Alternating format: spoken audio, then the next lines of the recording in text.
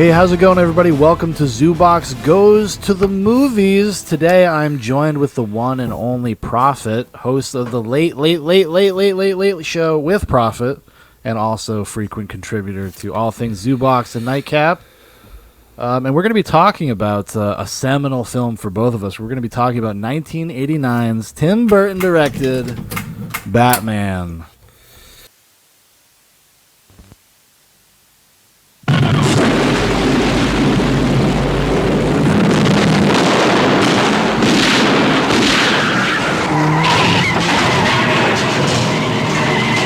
Vicky Vale. Hi.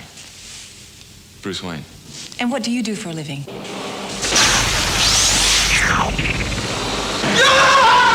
I'd like you to handle this operation personally. Me? Nice outfit. Hold on a second. I can't make it then either. I've got a very important meeting today. Don't kill me! Don't kill me! Don't kill me, man!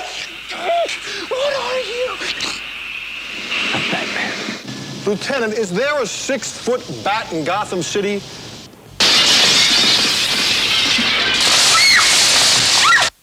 Alfred, let's go shopping.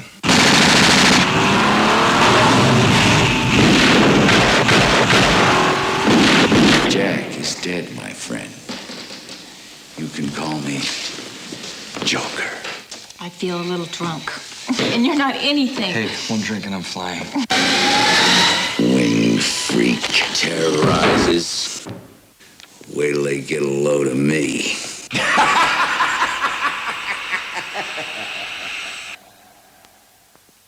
That's right. That's right. It's, with the Flash movie on the horizon, Keaton's back in the cape and cowl.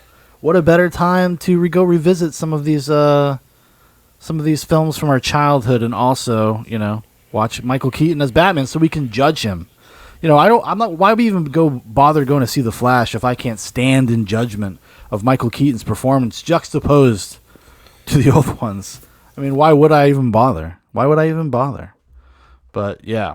So how's it going, Dan? Are you excited to talk about Batman? I am. In fact, I didn't have time to watch it. But this is going to episode of Zoobox Goes to the Movies where I didn't.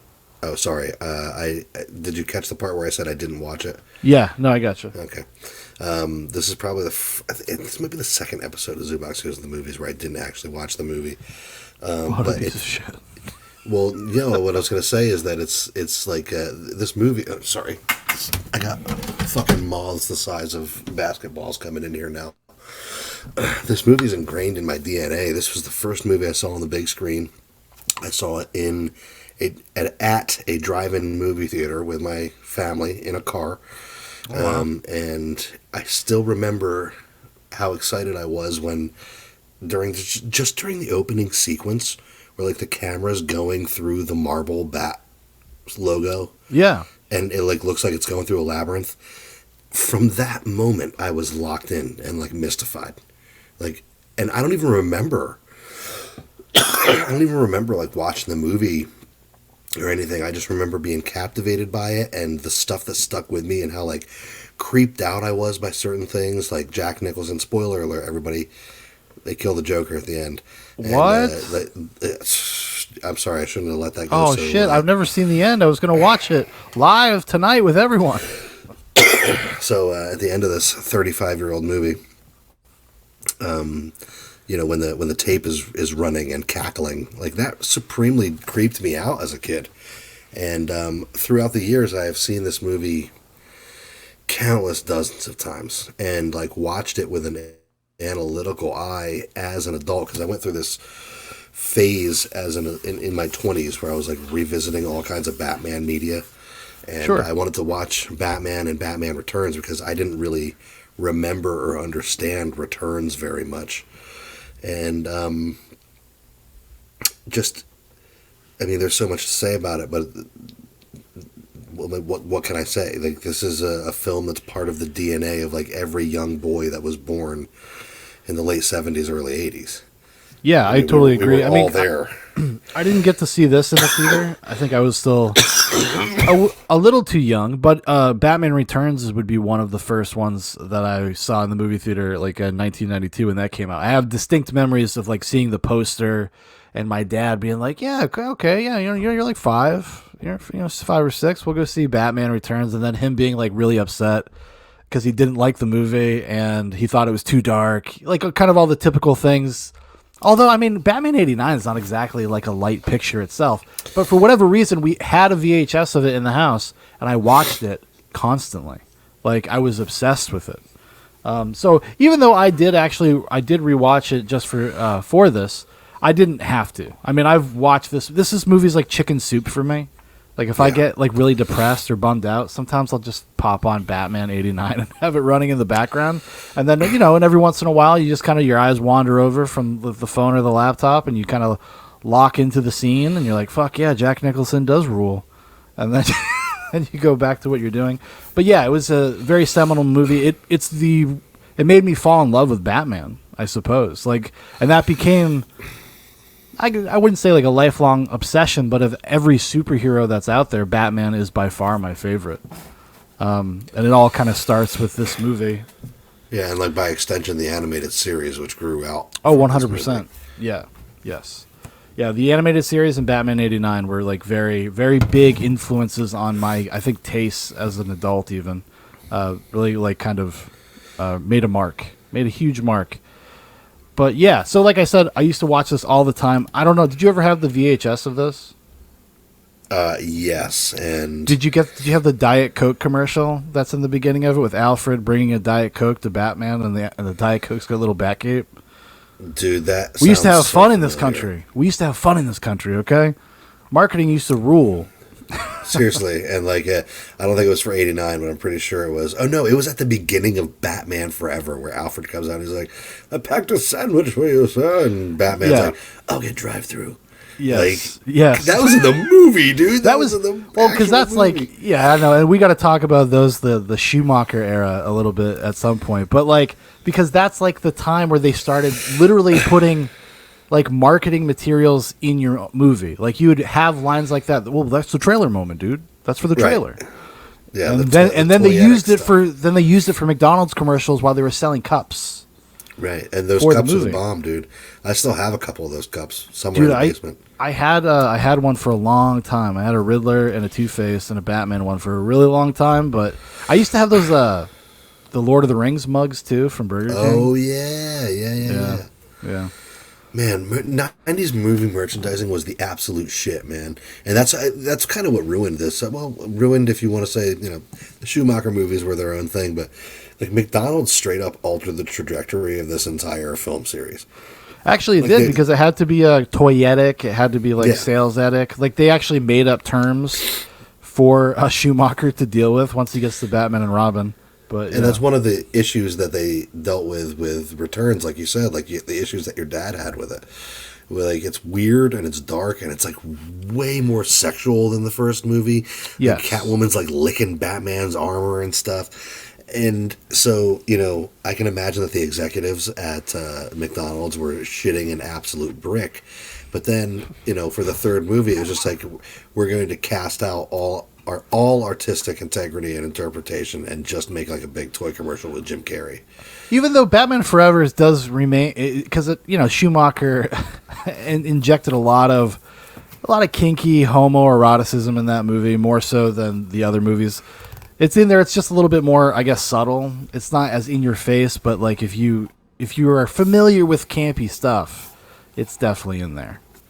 Well, don't get me wrong. I love the Schumacher movies, even Batman and Robin, for their own thing. Oh, they're entertaining. Yeah, they're just... You can't go expecting that you're going to be like watching like a good Batman movie. I mean... I maintain, even though you make fun of me, that the cast and crew of Batman and Robin like really put their hearts into it. Okay, like when you watch the interviews of the people who designed like the practical effects and the sets, I don't disagree with that. They had a blast doing it, and they made big, elaborate sets. They spent all kinds of money. Yeah, and it's funny because they all kind of look back on it and go, "Yeah, man," and just wish it had turned out a little better. You know what I mean? Like, just wish it had actually turned out to be something. But it all comes from the Burton movies, and this first one is darker than you remember, but it also it's also very light. It's weird. they're like zany.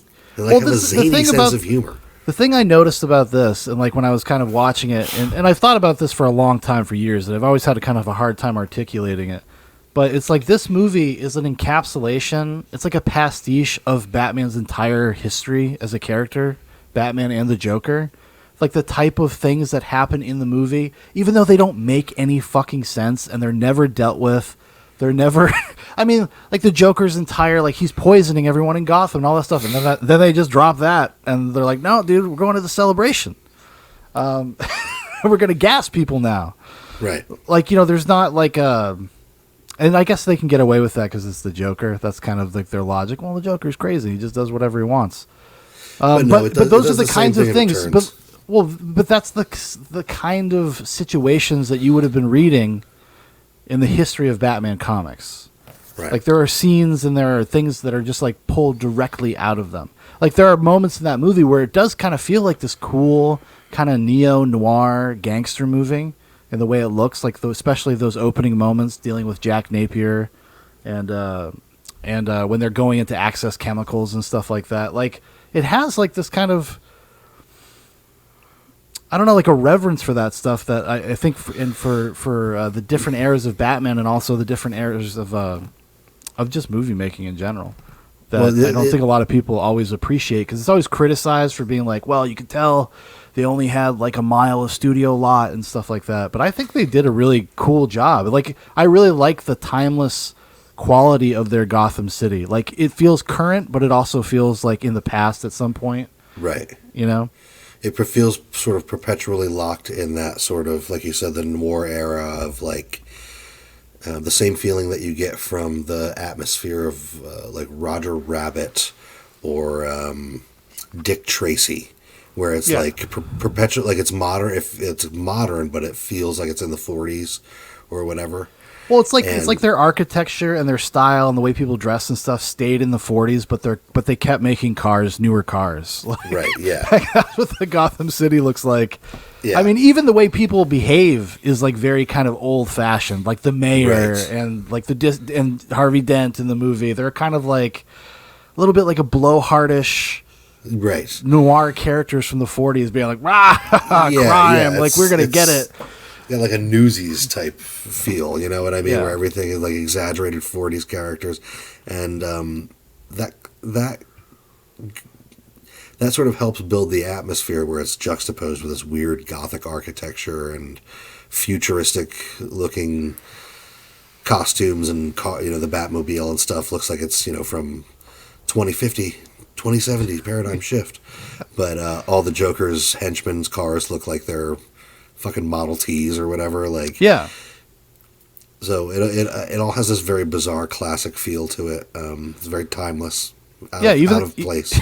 Even the Joker's thugs, their uniforms, which I love that they have uniforms with Joker branding and everything. I wanted those so bad when I was a kid. Like I wanted the Joker. But they have they're like baseball jackets, embroidered baseball coats, and it's amazing. And they're all wearing the sunglasses and the baseball caps and I'm sure it wasn't intentional. They were probably just casting whoever was there as extras, but they got a really like interesting looking people that run the gamut from like, oh, he looks like a creepy gangster guy to like a regular fat guy that just shows up and just like spray paints something and dances away. Like, it's and even in this movie, you can see that what they call the toyetic nature of it. Because they're driving around Matchbox cars, you know what I mean? I had one. I had one. And I think what happened with Returns is that Tim Burton was just like, they let Tim Burton, do Tim Burton. Yes, exactly. And on one hand, I would have loved to have seen how he would have handled a third movie, but on the other hand, I kind of agree with the decision that they made. They're trying to sell Big Macs, and the Penguin is like eating fish and ripping people's noses off. Well, I think that because I rewatched Returns like over the weekend, and I watched it in like 3 different sittings, so I didn't like get like a proper watch. But I've seen it a million times. But it was that one when I was a kid that was kind of elusive, because I saw it in the movie theater and then wasn't allowed to watch it for like 8 years or like Right. 6 years. Right. Like and I always wanted to see it and stuff. So as an adult, I like overindulged in Batman Returns. And I could say now, coming back to it, especially like just being really familiar with Batman stuff for the past few years, because my son really likes Batman. Batman '89 was on in our house for like the first 3 years of his life all the time. To this day, he'll still just stop and watch Batman '89. You can't get him to pay attention to anything. Like I can take him to the movie theaters and like 20 minutes in, he's like, "Hey, can we go?" Like, and but he'll sit there and watch Batman '89. But anyways, I think Batman Returns is actually kind of a bad movie. I just don't think. I think it's actually kind of boring. I don't really enjoy it very much. I've always thought that. See, I was kind of in. I thought I should like it for so long that I just kind of held on to that feeling. Like, oh yeah, Batman Returns. That's because that's all the cool hip people are like. No, Batman Returns is actually the best one. And you're like, no, that's not true. It suffers even more from what the first one does, which is basically it's just like it doesn't have a plot. It's just like set pieces and vignettes. It's cool. It's cool looking stuff and noir dialogue, and it's like interesting and cool looking, and the characters are fun, but nothing. It's not cohesive, and it's boring, and it's too long, and it's boring, and especially if you're going to take the route of the plot, which. As an adult, I appreciate more where the Penguin tries to become the mayor, and like Batman can't like punch his way out of this. You know what I mean? Like there's public opinion involved, and it's very iffy with his relationship with he's a vigilante. He really shouldn't be doing this, and then they don't like take it anywhere. Nothing happens. Penguin comes out with like an army of duck boats and shit. Yeah. And like there's like you said, it's a confusing sort of. It's just like a mishmash of things that happen, and you don't feel like the story goes anywhere. And I think I knew that intuitively when I was a kid, and I when I watched it again as an adult, it cemented that in my mind. Yeah, because as edgy kids, like you think in your mind, you're supposed to like this. Like, oh, I should think this is cool because you like you said, you respond to the aesthetics, you respond to the attitude of it, and it just is. But it's just like poorly paced, like you said. It just doesn't have much of a plot. It doesn't develop anything. The characters aren't very interesting. They're all just very shallow and one-dimensional. Yeah, no, I agree with you. And I mean, I think Christopher Walken kind of rules in that movie because he's just Christopher Walken being, He does, but he pushed like that. That character could have going to be or could have very easily been Harvey Dent. So he pushed the Harvey Dent character out for this new character that is not in any of the Batman canon. Yeah, he's stealing energy from other places or something. Yeah, some weird shit. But I will say that despite being this kind of different incarnation of Catwoman, where she like dies and then is like resurrected with 9 lives by magical cats or whatever, like some real shit that it came out of nowhere, left field. Michelle Pfeiffer's Catwoman is still my favorite, and to this day, I don't think any other Catwoman has ever touched her, especially given the fact that she did a lot of her stunts. She did a bunch of her whip work. Yeah, she did the whip work. To this day, she still posts fucking video on Instagram of her like cracking the whip around her property and stuff. But I don't think that any other Catwoman has like touched her interpretation, and her interpretation is wild and out there. No, I do like her performance. Yeah, I like her performance. I like her a lot. I mean, even like Danny DeVito's fine in that movie. Like, I don't mind any of the individual parts of the movie. It doesn't all work together. Yeah, it's paced kind of weirdly. Tim Burton is not interested. He's interested in making something that Tim Burton is such a weird director. Like, he has an incredibly childish, like immature sense of humor, and he's never left like that, like 19-year-old edgelord artist guy thing, and he tries to mix them together. I mean, he's still doing that to this very day. Like, he's still making the same kind of things, and it's I don't know. Most of it's not very Didn't good he have- anymore, but Didn't he have the Mad Hatter like breakdancing in fucking Alice in Wonderland? I don't know if that was his Alice in Wonderland or the other, or there was a sequel to that. But yeah, I'm sure he did. I blame sure. him for it. I for would it. blame him. I'd blame him for it. I mean, he had a good run in the '90s. I like plenty of his movies, I guess. I mean, I like Ed Wood. I think is great. I think Edward Scissorhands is probably, objectively speaking, like his best movie. It is the quintessential Tim Burton movie where he actually like sticks the landing. It's like thematically coherent all the way through. It tells like this fairy tale story about an alienated weirdo. This could have been Batman. This could have been young Bruce, the story of young Bruce Wayne, Edward Scissorhands. Oh, Beetlejuice is pretty good too. Oh, Didn't you do Beetlejuice is good. That which preceded Batman '89. But I mean, Batman '89 holds up a lot better. But you can totally see in the third act that they didn't know where it was going. And I read an interview with Tim Burton where he's like, when we were filming it in the cathedral, and Jack Nicholson is leading Kim Basinger up the steps with the gun. He turned around to me at one point and he was like, Tim, where the hell am I going? Like what's the Joker doing right now? Like, you know what I mean? Like, where are we headed at the moment, and what are we gonna do when we get there? He's like, I don't know. Why don't you tell me, Jack? Yeah, literally, Tim Burton was like, Jack, I'm gonna tell you when we get up there. That was his response. I'm gonna tell you when we get up there. They didn't have a third act, and it really shows. But I will say this: apparently, in the new Flash movie, Michael Keaton's Batman makes the remark that he's been retired for a while because Gotham is basically like free of crime. Yeah, he saved Gotham. It's basically it's unlike Ben Affleck's Batman, who's like still fighting the mutants, and like he's like the Frank Miller Batman who's like getting old, but Gotham keeps getting worse, and like the harder he tries, like the more fucked up it gets. But then I think if you think about it, Michael Keaton's Batman fucking murders the Joker, like straight up. Yes. Kills the Penguin. Yep. And doesn't allow He kills a bunch of the Penguin's bad guys. Like he literally throws a guy in the sewer with a bomb strapped to him. Yes, and then smiles. And apparently that's Michael Keaton's favorite scene from any of the Batmans. Or of like course it is.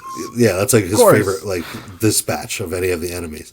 So maybe Michael Keaton's Batman enjoys success and early retirement because he just fucking puts down the bad guys. Like he did what had to be done. He did what had to be done. What Allah will. Yeah. Yeah, he did what had to be done. Maybe that's true. That's very true. I mean, that's another thing about actually this Batman '89's Tim Burton's Sam Hamm's take on the character and world is actually pretty heavily informed by Frank Miller. The Dark Knight Returns had come out like a couple years before that. It's like one of the biggest comic books on the fucking face of the planet. So, yes, they're also pulling from that, just the darker, edgier one. But yes, I guess that's the status quo for Batman. He's gets to retire and become an old man, living in peace. And then Ezra Miller comes to the city and starts choking women.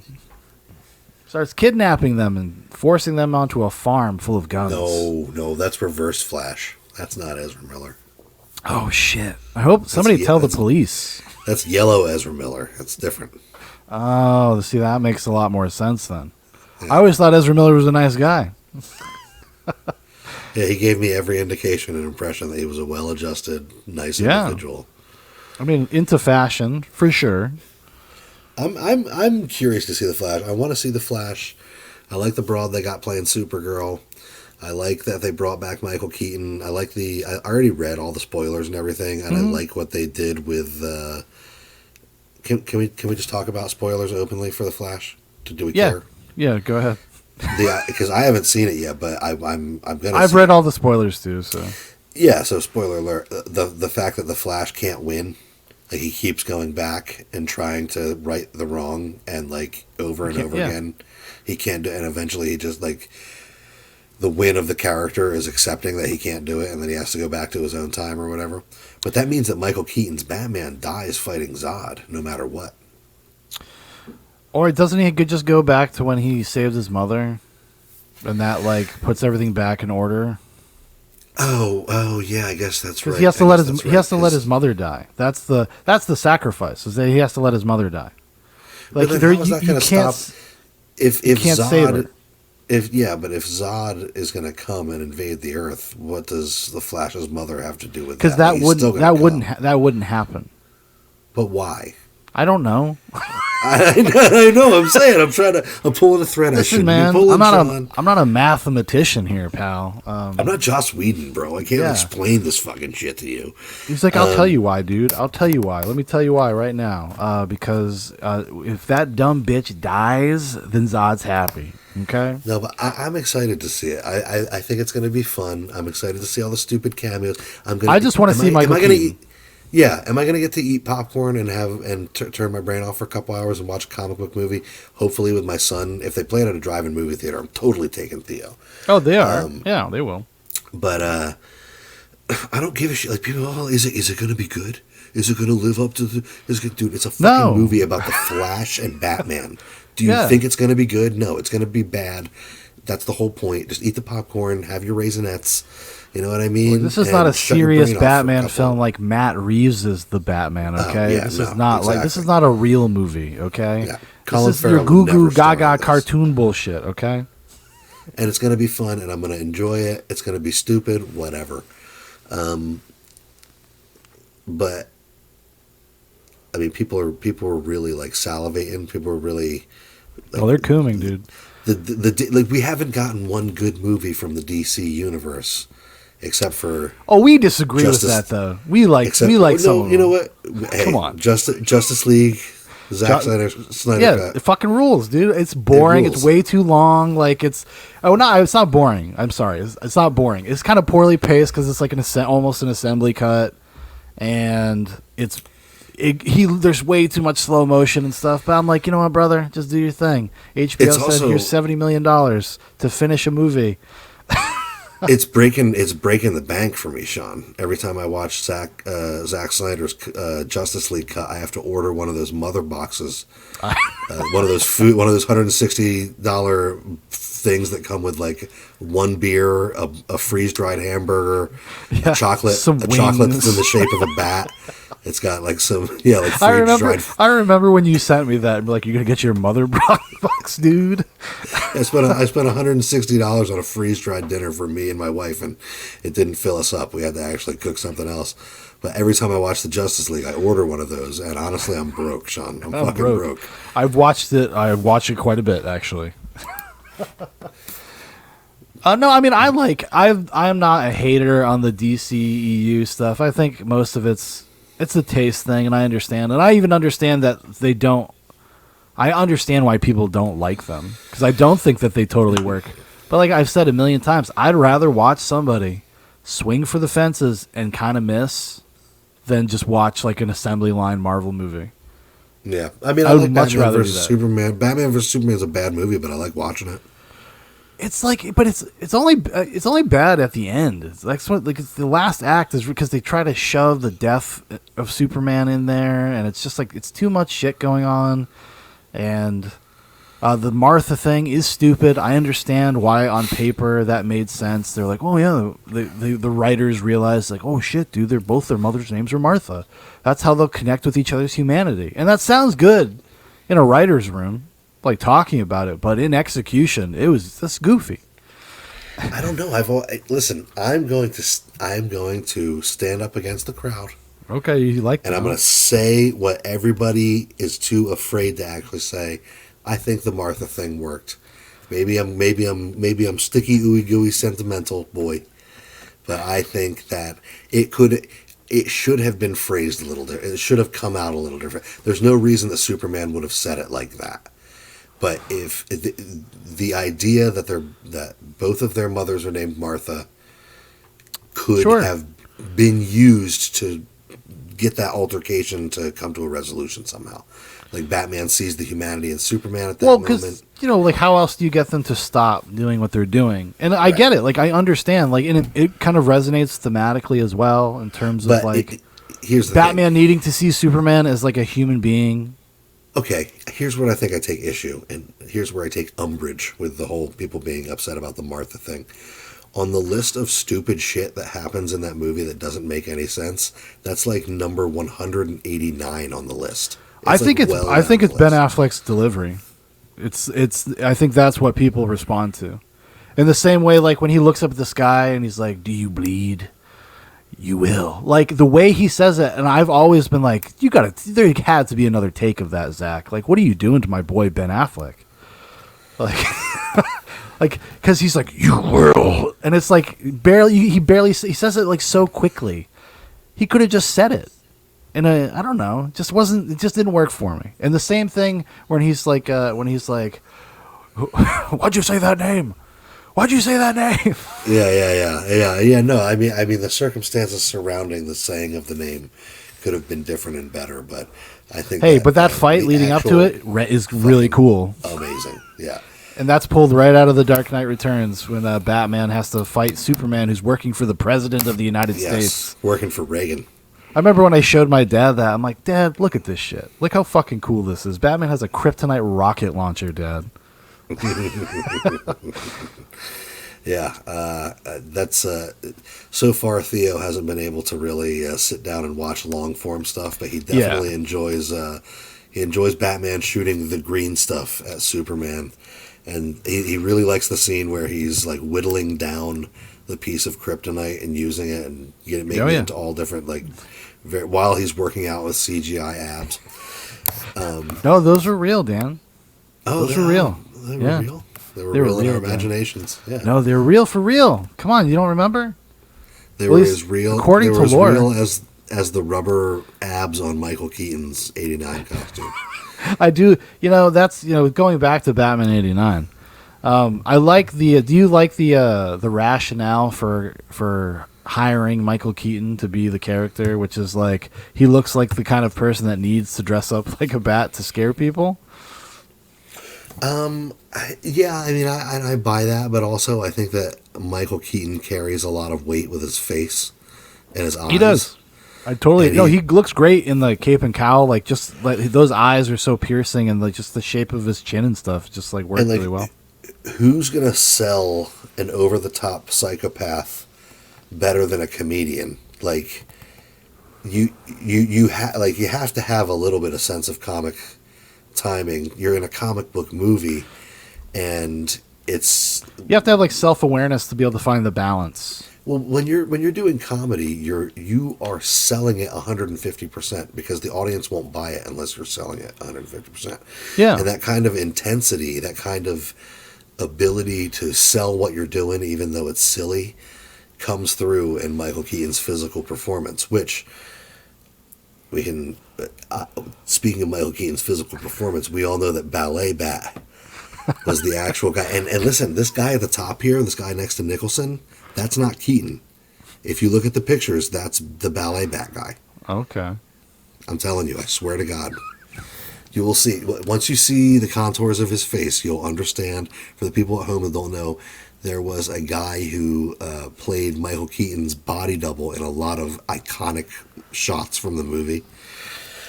And like to this day, he's got an Instagram that's completely devoted to it, and he posts a lot about it.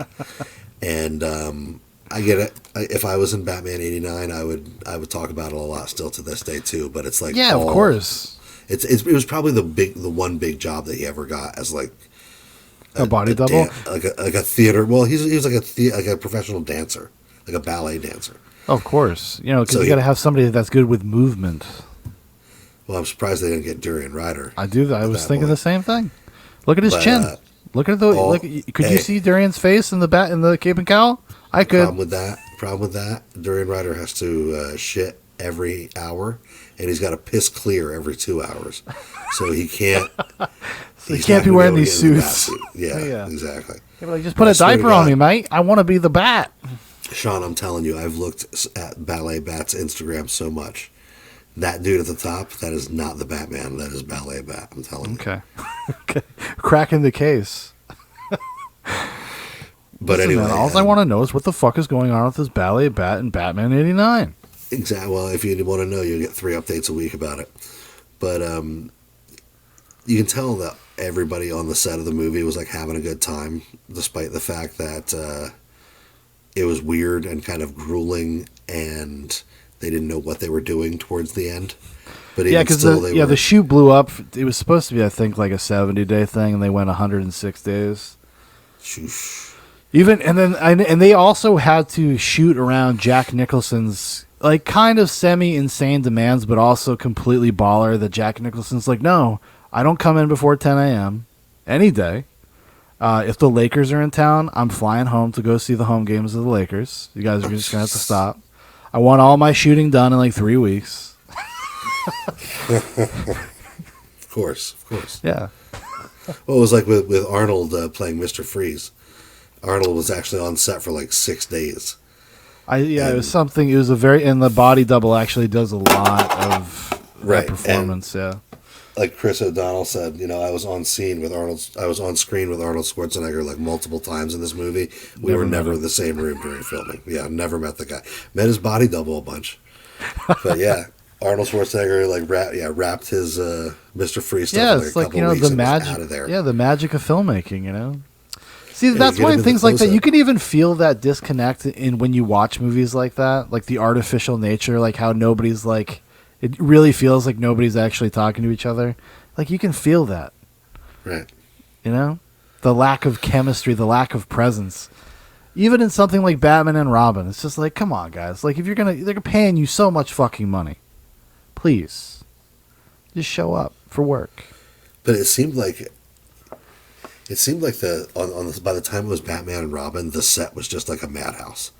People, they were saying that people were bringing their kids by. Yeah, because like an amusement park. Exactly, like every famous person wanted to bring their kids by the set of the new Batman movie, and it was just like a big party. And Joel Schumacher was just like Joel Schumacher having a nervous breakdown, just giving up, be like, "Oh, whatever." Exactly, whatever, guys. You know what, George? Just say the line however you want. You're the actor, and just fucking throwing it in automatic pilot. But it seems like they relatively had a good time on the first movie, but it wasn't like that. I had watched an interview with Michael Keaton where he talked about how it was 1987 in Britain, and all they had was like the BBC six channels, or like they're watching like cricket games and stuff, and him and Jack Nicholson started bonding over cricket games. He said one night there was like a dart tournament. Yes, and right. And in the morning, Jack Nicholson was like psyched about it. Yeah, he's like, "You watched the dart game last night?" Yeah, see that? And he called him Keats. He said, "See that dart tournament last night, Keats?" He was like, "That's how like starved we were for like any sort of outside entertainment." But it's like for an actor, it's like being at camp. You know what I mean? It's like being at camp. Well, because most of your day is like standing around. I mean, right. you're there when you shoot these big budget movies with all of these bells and whistles and set pieces and stuff. Like you're not doing anything for most of the day. No, you're there for 12 hours. You probably work for 2. I was listening to an interview with Willem Dafoe where he was talking about Platoon. That's the one he was in with Charlie Sheen, right? Yeah. And he was like, "Yeah, a bunch of us decided we were going to get stoned before doing one scene, and we went and smoked a joint. You know what I mean? And then we got into costume and did makeup and everything, and then." Like 6 hours later, when the scene was set up and all the lighting was done and the cameras were ready to roll, he was like, we had all like long come down from smoking the joint and were like completely useless, ready to take a nap, ready to eat like a bucket of chicken and take a nap. He was like, we smoked at the complete wrong time because we didn't even think that like, it was gonna be hours. Once the actor is ready, they have to sit around in their little actor chair for like 6 hours for the lighting guys and this, that, and the other thing. So it's movie magic, man. People think that a movie is like pointing a camera at some people in a room and being like, "Yeah, okay, we got the tape. Nope. Let's edit that together." It is hell making a movie happen. Well, to make something look cinematic, for sure. Right, to make something look cinematic, correct. Our generation has completely butt-fucked that into the ground, and they're like, well, and that it's starting to come back around, though. You got people like Christopher Nolan out there still making movies that are very cinematic, but our generation of filmmakers just not interested in that. We want like the mumblecore, though. We need realism and. Well, nobody goes through the bother of hiring a fully trained ballet dancer to do like body shop. I mean, that's the difference between your independent feature and your studio picture, okay? Seriously. The studio picture, they're going to pay that coin. They're going to get that ballet bat, okay? And he makes the claim, I want to dig more into this guy. I found like several hour-long interviews with this dude on YouTube. They're all the same fucking interview. He says all the same shit in all of them. Oh yeah, no, is he? I hope he's English. Is he all cracked out now or no? Is he like a regular guy? No, he's just British. He's just British. He's actually one of the UK drinkers that goes on Lara's channel. Yeah, of course. Yeah. But oh hell, what was I going to say about him? He was talking about how Jack Nicholson, quote unquote, coined the term ballet bat. Now, you know that if Jack Nicholson came up with it, he probably said, hey, look at this. He's probably like fucking with him. You know what I'm saying? He was calling him a fairy. Exactly. And this dude's like wearing it as a point of pride. Come on, ballet bat. Why don't you go make me a coffee? Don't put too much cream in it. I mean, but I imagine being on set with Jack Nicholson as the Joker was pretty fucking cool. Pretty fun. Pretty cool. Yeah, let's talk about Jack for a second. So a lot of people over the years have been kind of dismissive of his Joker because they're like, well, he's just Jack Nicholson. He's just being Jack Nicholson. And I kind of contend that he is actually giving a performance.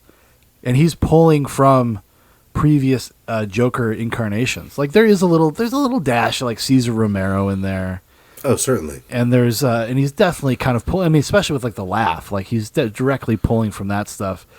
And but he really locks it. He like, and I understand why in post production they're like, well, you know, Batman's supposed to be in the shadows, guys. Like let's just hang out with the Joker for like 60% of this movie, because he is by far the most interesting kind of. He's like a set piece in and of himself. Right. Every scene with him is awesome. Like, and it's a memorable moment that sticks that sticks with you. Like every single time he's on screen in this movie is memorable. Every line is quotable. You know, Anton got a little hot under the collar. Have to crack some eggs to make some omelets. Oh yeah. Dance with the devil in the pale of moonlight. Oh yeah, you always were a vicious bastard, Marcucci. I'm glad you're dead. And then he's yeah, dude. that part. When he shocks the guy, when I was a little kid, like for some reason I found that like belly roar laughing funny. Like I thought that was so funny when he's like talking to the corpse. Yeah. And it's just, it's weird. Like Jack Nicholson totally sells that. And he is paying a little homage to Cesar Romero, but he's also making it a different thing. He's making it like a noir gangster take on Cesar Romero.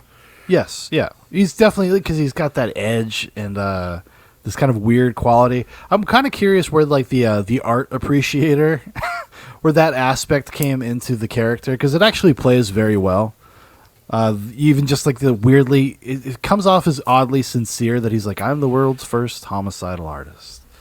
Like, yeah. I believe that the Joker actually thinks that. Like, he thinks what he's doing is in some capacity like a form of art. That's why I like that take on the character.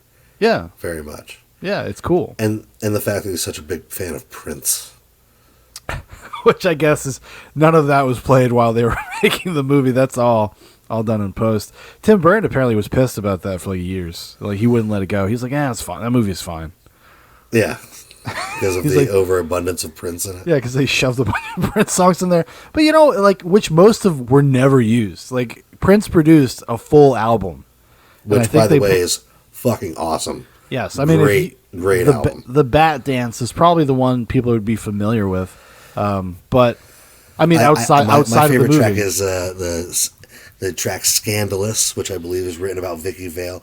It sounds like he actually took like songs he had half written and just kind of like fucked with them a little bit. Well, like, I'll make him a little bit about this movie. He took some, you know, this is where LL Cool J learned how to write songs for Deep Blue Sea. He's like, he looked at the script and he's like, you know what, man, I'm going to turn this script into a song. The only Batman movie from the 90s that didn't have a hit song was Batman Returns. This one had had the whole Prince album, which was a hit, with Bat Dance, and then Kiss from a Rose from the Batman Forever soundtrack is still a jam to this day. Yeah, but what about Batman and Robin? Actually, the Batman Forever soundtrack in general is pretty good. But. Batman Forever soundtrack in general is pretty slamming.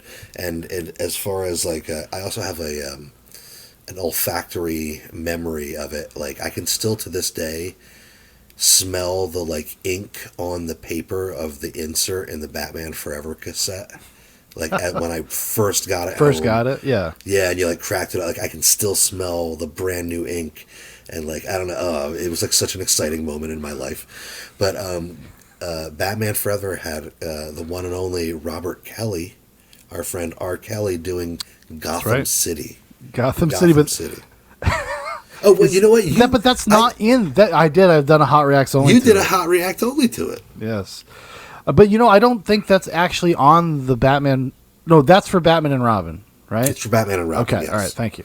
All right, because I was just like, I got confused for a second. Yeah, but was that a hit song? Well, because it's a repurposed R. Kelly song. It's not actually. Yeah, it was called Gotham City. It was probably a hit song in the sense that like his record company paid, $150,000 to have it at number one on the charts, and then like they paid more than that. Total Request Live for a week, and then I don't know if anybody actually bought it, but it was certainly a hit song for a little while. That's how he saved the kids. He saved the children by renting the Batmobile and driving it through a ghetto. All the kids were happy, and they grew up knowing now that they can be just like Batman, just like their hero, R. Kelly Batman. Exactly. No, I mean, I'm sure that's like, they probably just, obviously they just gave him here's $2 million. We're going to re-record this song. You're going to say Gotham City over and over again. Gotham City, it was not the hit that Kiss from a Rose was, but it hit number 9 in the Billboard charts, both R&B and hip hop, Hot 100 in 1997. So listen, Sean, have you ever been in the top 10 Billboard Hot 100 twice in 1 week? No. No, I haven't, goddammit. So I guess I got to pay respect. Yeah, maybe you should respect Gotham City a little bit more than you're doing right now. Listen, man, if you knew what a hit song was, okay, you would have done it already, okay? Don't be besmirching R. Kelly's good name. Don't be suggesting that Warner Brothers or Warner Music was paying MTV to play it on TRL. No, you give Gotham City the artistic props that it deserves. It was a number 9 hit twice in a week. But no, the marketing has always been tied up in this shit. People act like there was some kind of integrity before Schumacher got involved with it all. No. It's like, no. Not really. The album for the first fucking movie was a Prince album. That Prince did only because he was contractually obligated to give Warner Brothers like 6 more albums. Yes, and he wanted to burn. He burned one. Yeah. He burned one, and then he changed his name to an unpronounceable symbol. Try to get away from. Dude, people like the Prince album, like about the movie Batman. Did they like? Because the songs in the movie, listen, they're bangers. The ones in the movie are bangers. The two that are in the movie. I can tell you a lot about the soundtrack because I owned it on vinyl for a long time. Oh shit! And even though I know where it is, it's in a friend's basement that I'll probably never get to again. But I owned it, and I'm gonna go track by track. Okay. And describe them in explicit detail. Yes. So we have 2 tracks at the beginning called "The Future" and "Electric Chair." I don't even remember what "Electric Chair" sounds like. Future's kind of goofy, okay, but I think that it could work. Then he has "In the Arms of Orion" with Sheena Easton, which is it's kind of like a duet. It's kind of like Vicky Vale and Batman like singing at each other. You know what I mean?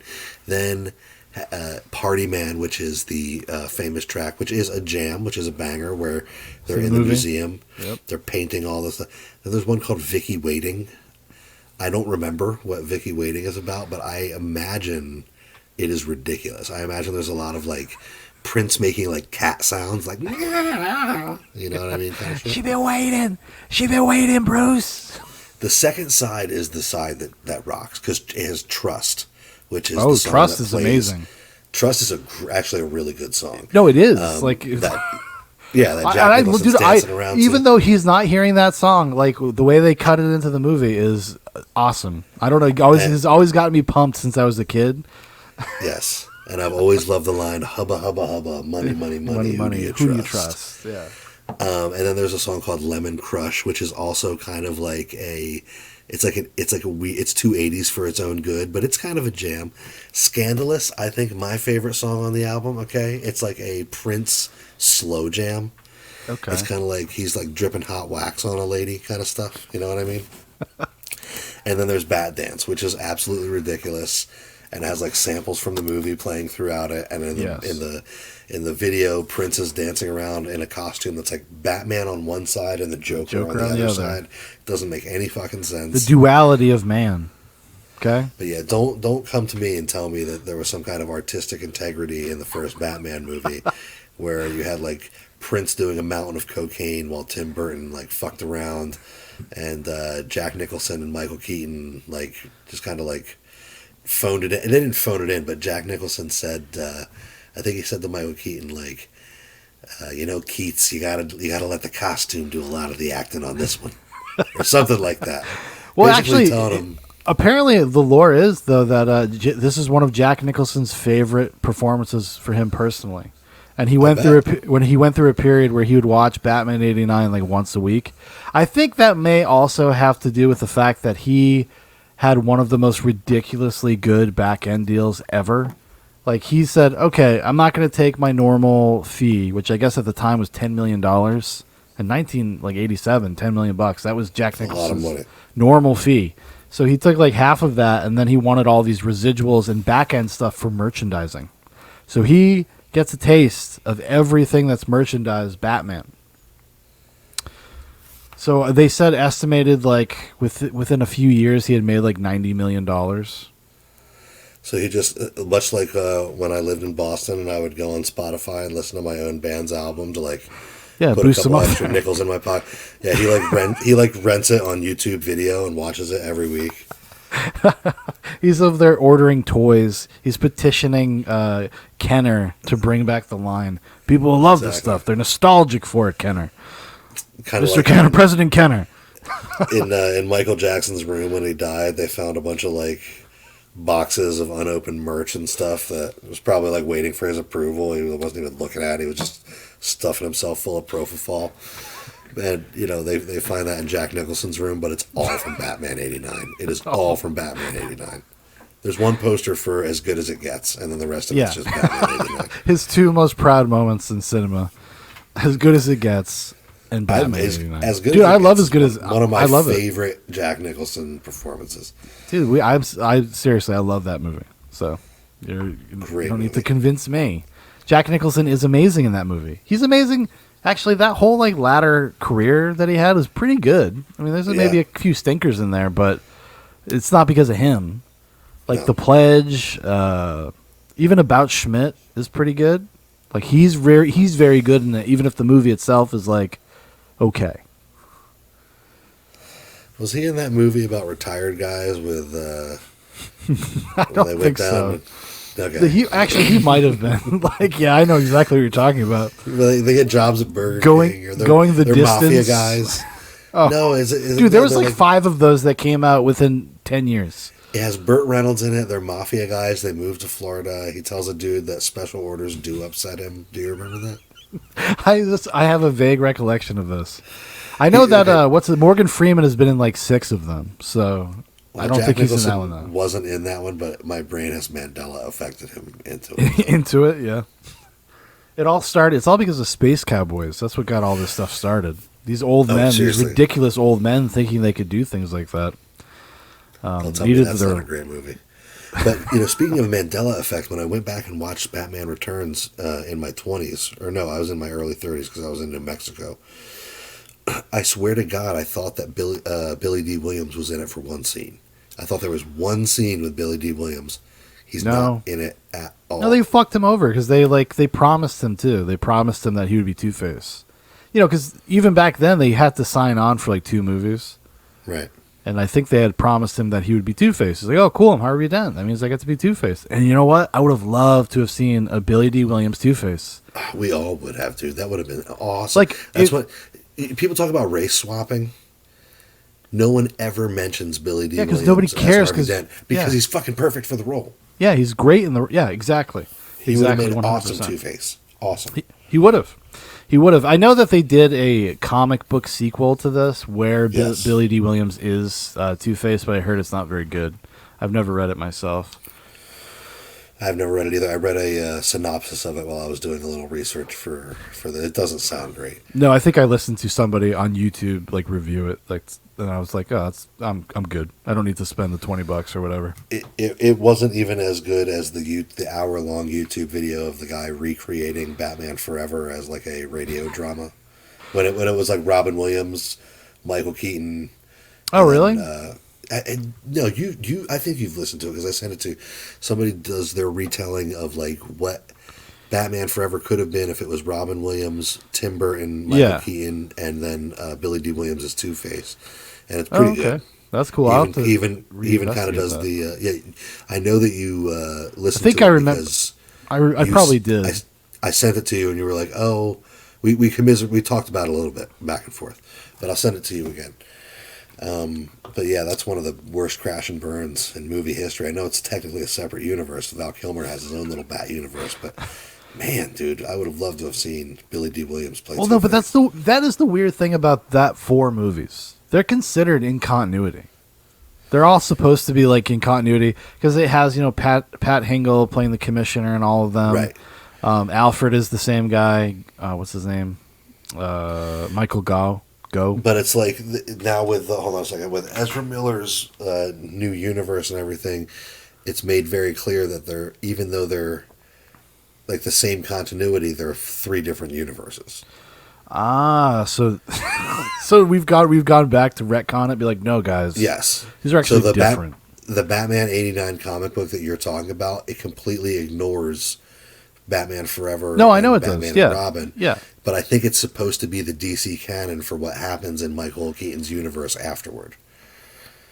That's too much. That's too much for me. I'd be like, I'm okay just accepting that like, we're just in an alternate universe. Well, because there can be alternate universes that have similarities to other universes, so we could just be in one of the Keaton timelines. Right.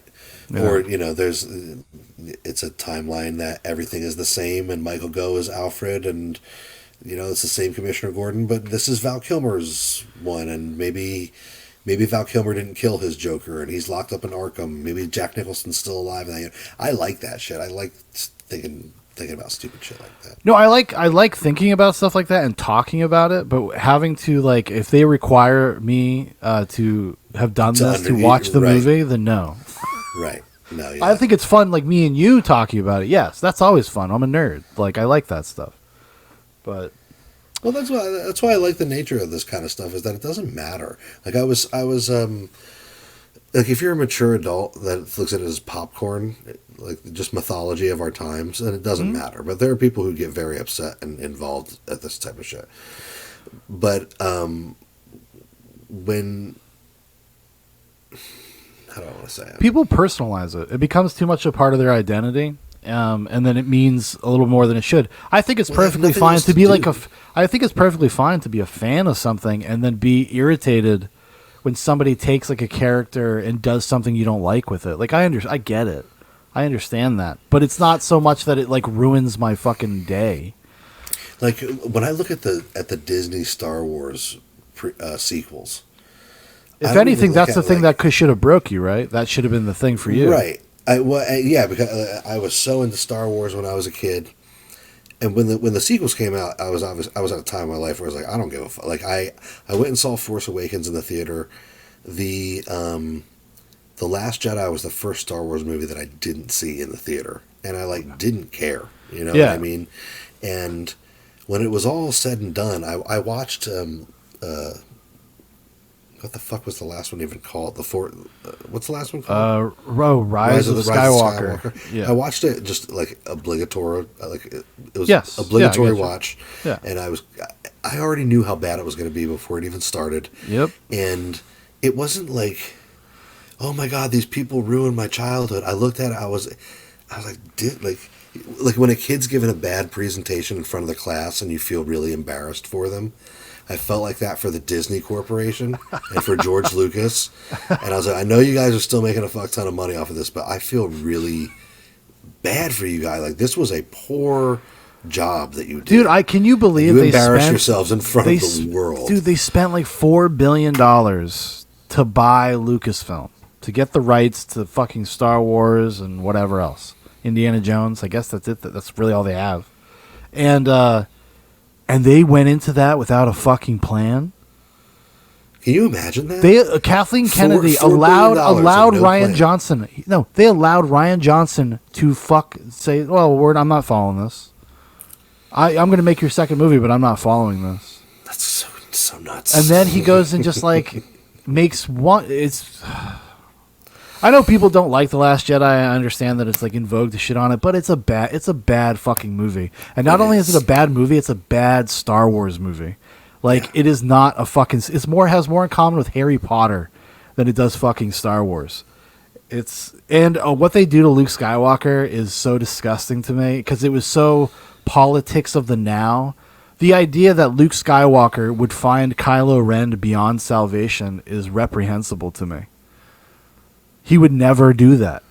Yeah, he would never fucking do that. And then he force projects himself to go confront him like a pussy.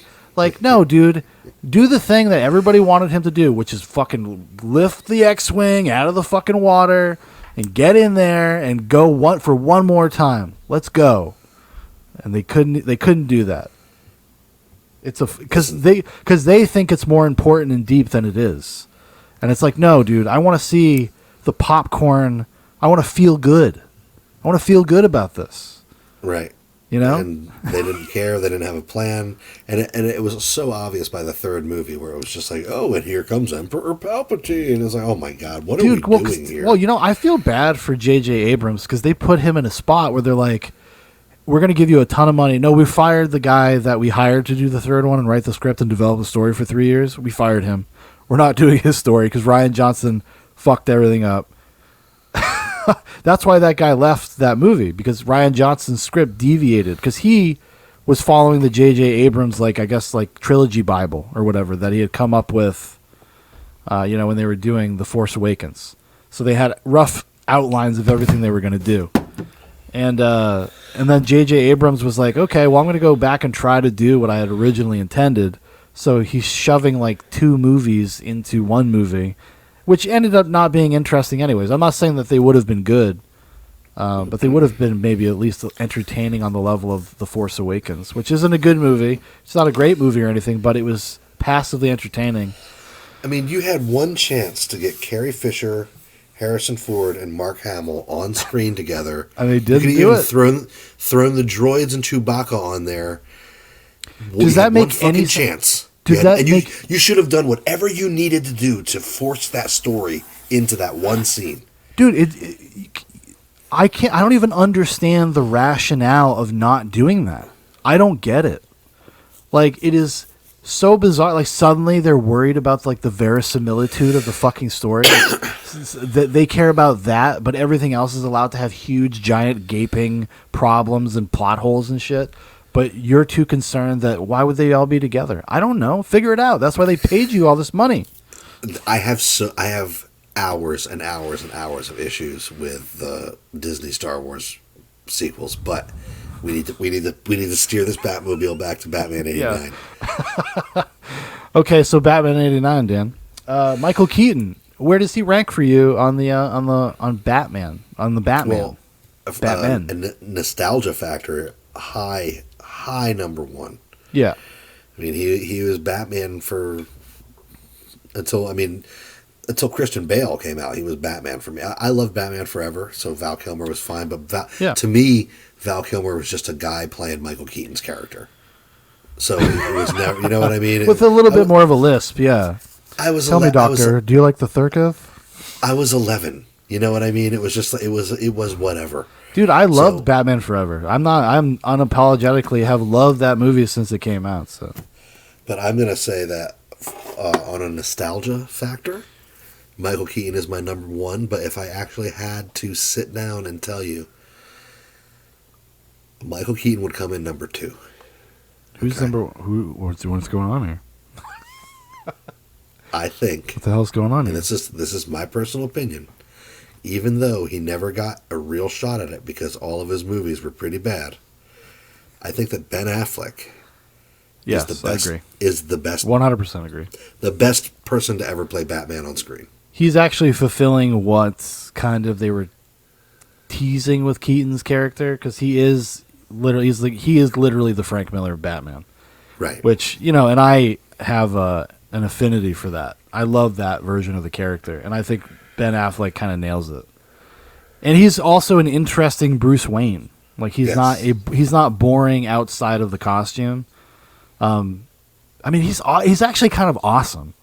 He's like such a. He is. I love that speech when he's like, you know, Alfred's trying to cool his jets in Batman v Superman, and he's like, you know, this guy, he could be a good alien. And he's like, if there's even a 1% chance, Right. 1% chance, we Yes. have to annihilate him. We have to Yes. take him out, Alfred. Like it's. I love when he's talking to Clark Kent at the party. Oh, and yeah. just how he's being so dismissive. He's like, you know, this guy's an alien who could like burn the whole thing down if he wanted to. The way he says alien in that line read is with such disgust and he's an alien who could burn this whole place down. I love the way Ben Affleck plays Bruce Wayne and Batman. It just sucks that he always got these like subpar movies to be in. Which I hear that he has a very good showing in the Flash. So I'm actually looking forward to that. Just my lizard brain is looking forward to that. Yeah. My lizard brain's looking forward to the Flash. It's not going to be anything amazing. It's going to be fun popcorn. We might even see George Clooney as Batman again. We could see lots of cameos out there, guys. All of them have been spoiled, and I read all about all of them. We're gonna get to see. Well, should we just spoil it? Who cares? Yeah. Who cares? You're here. Why are you here? Yeah. Listen, Let's do it. They're gonna do Nick Cage as Superman. Yep. Which is the canceled Tim Burton Superman Lives film. There's actually a pretty fun little behind. It's not a behind the scenes documentary. It's called "The Death of Superman Lives: What Happened."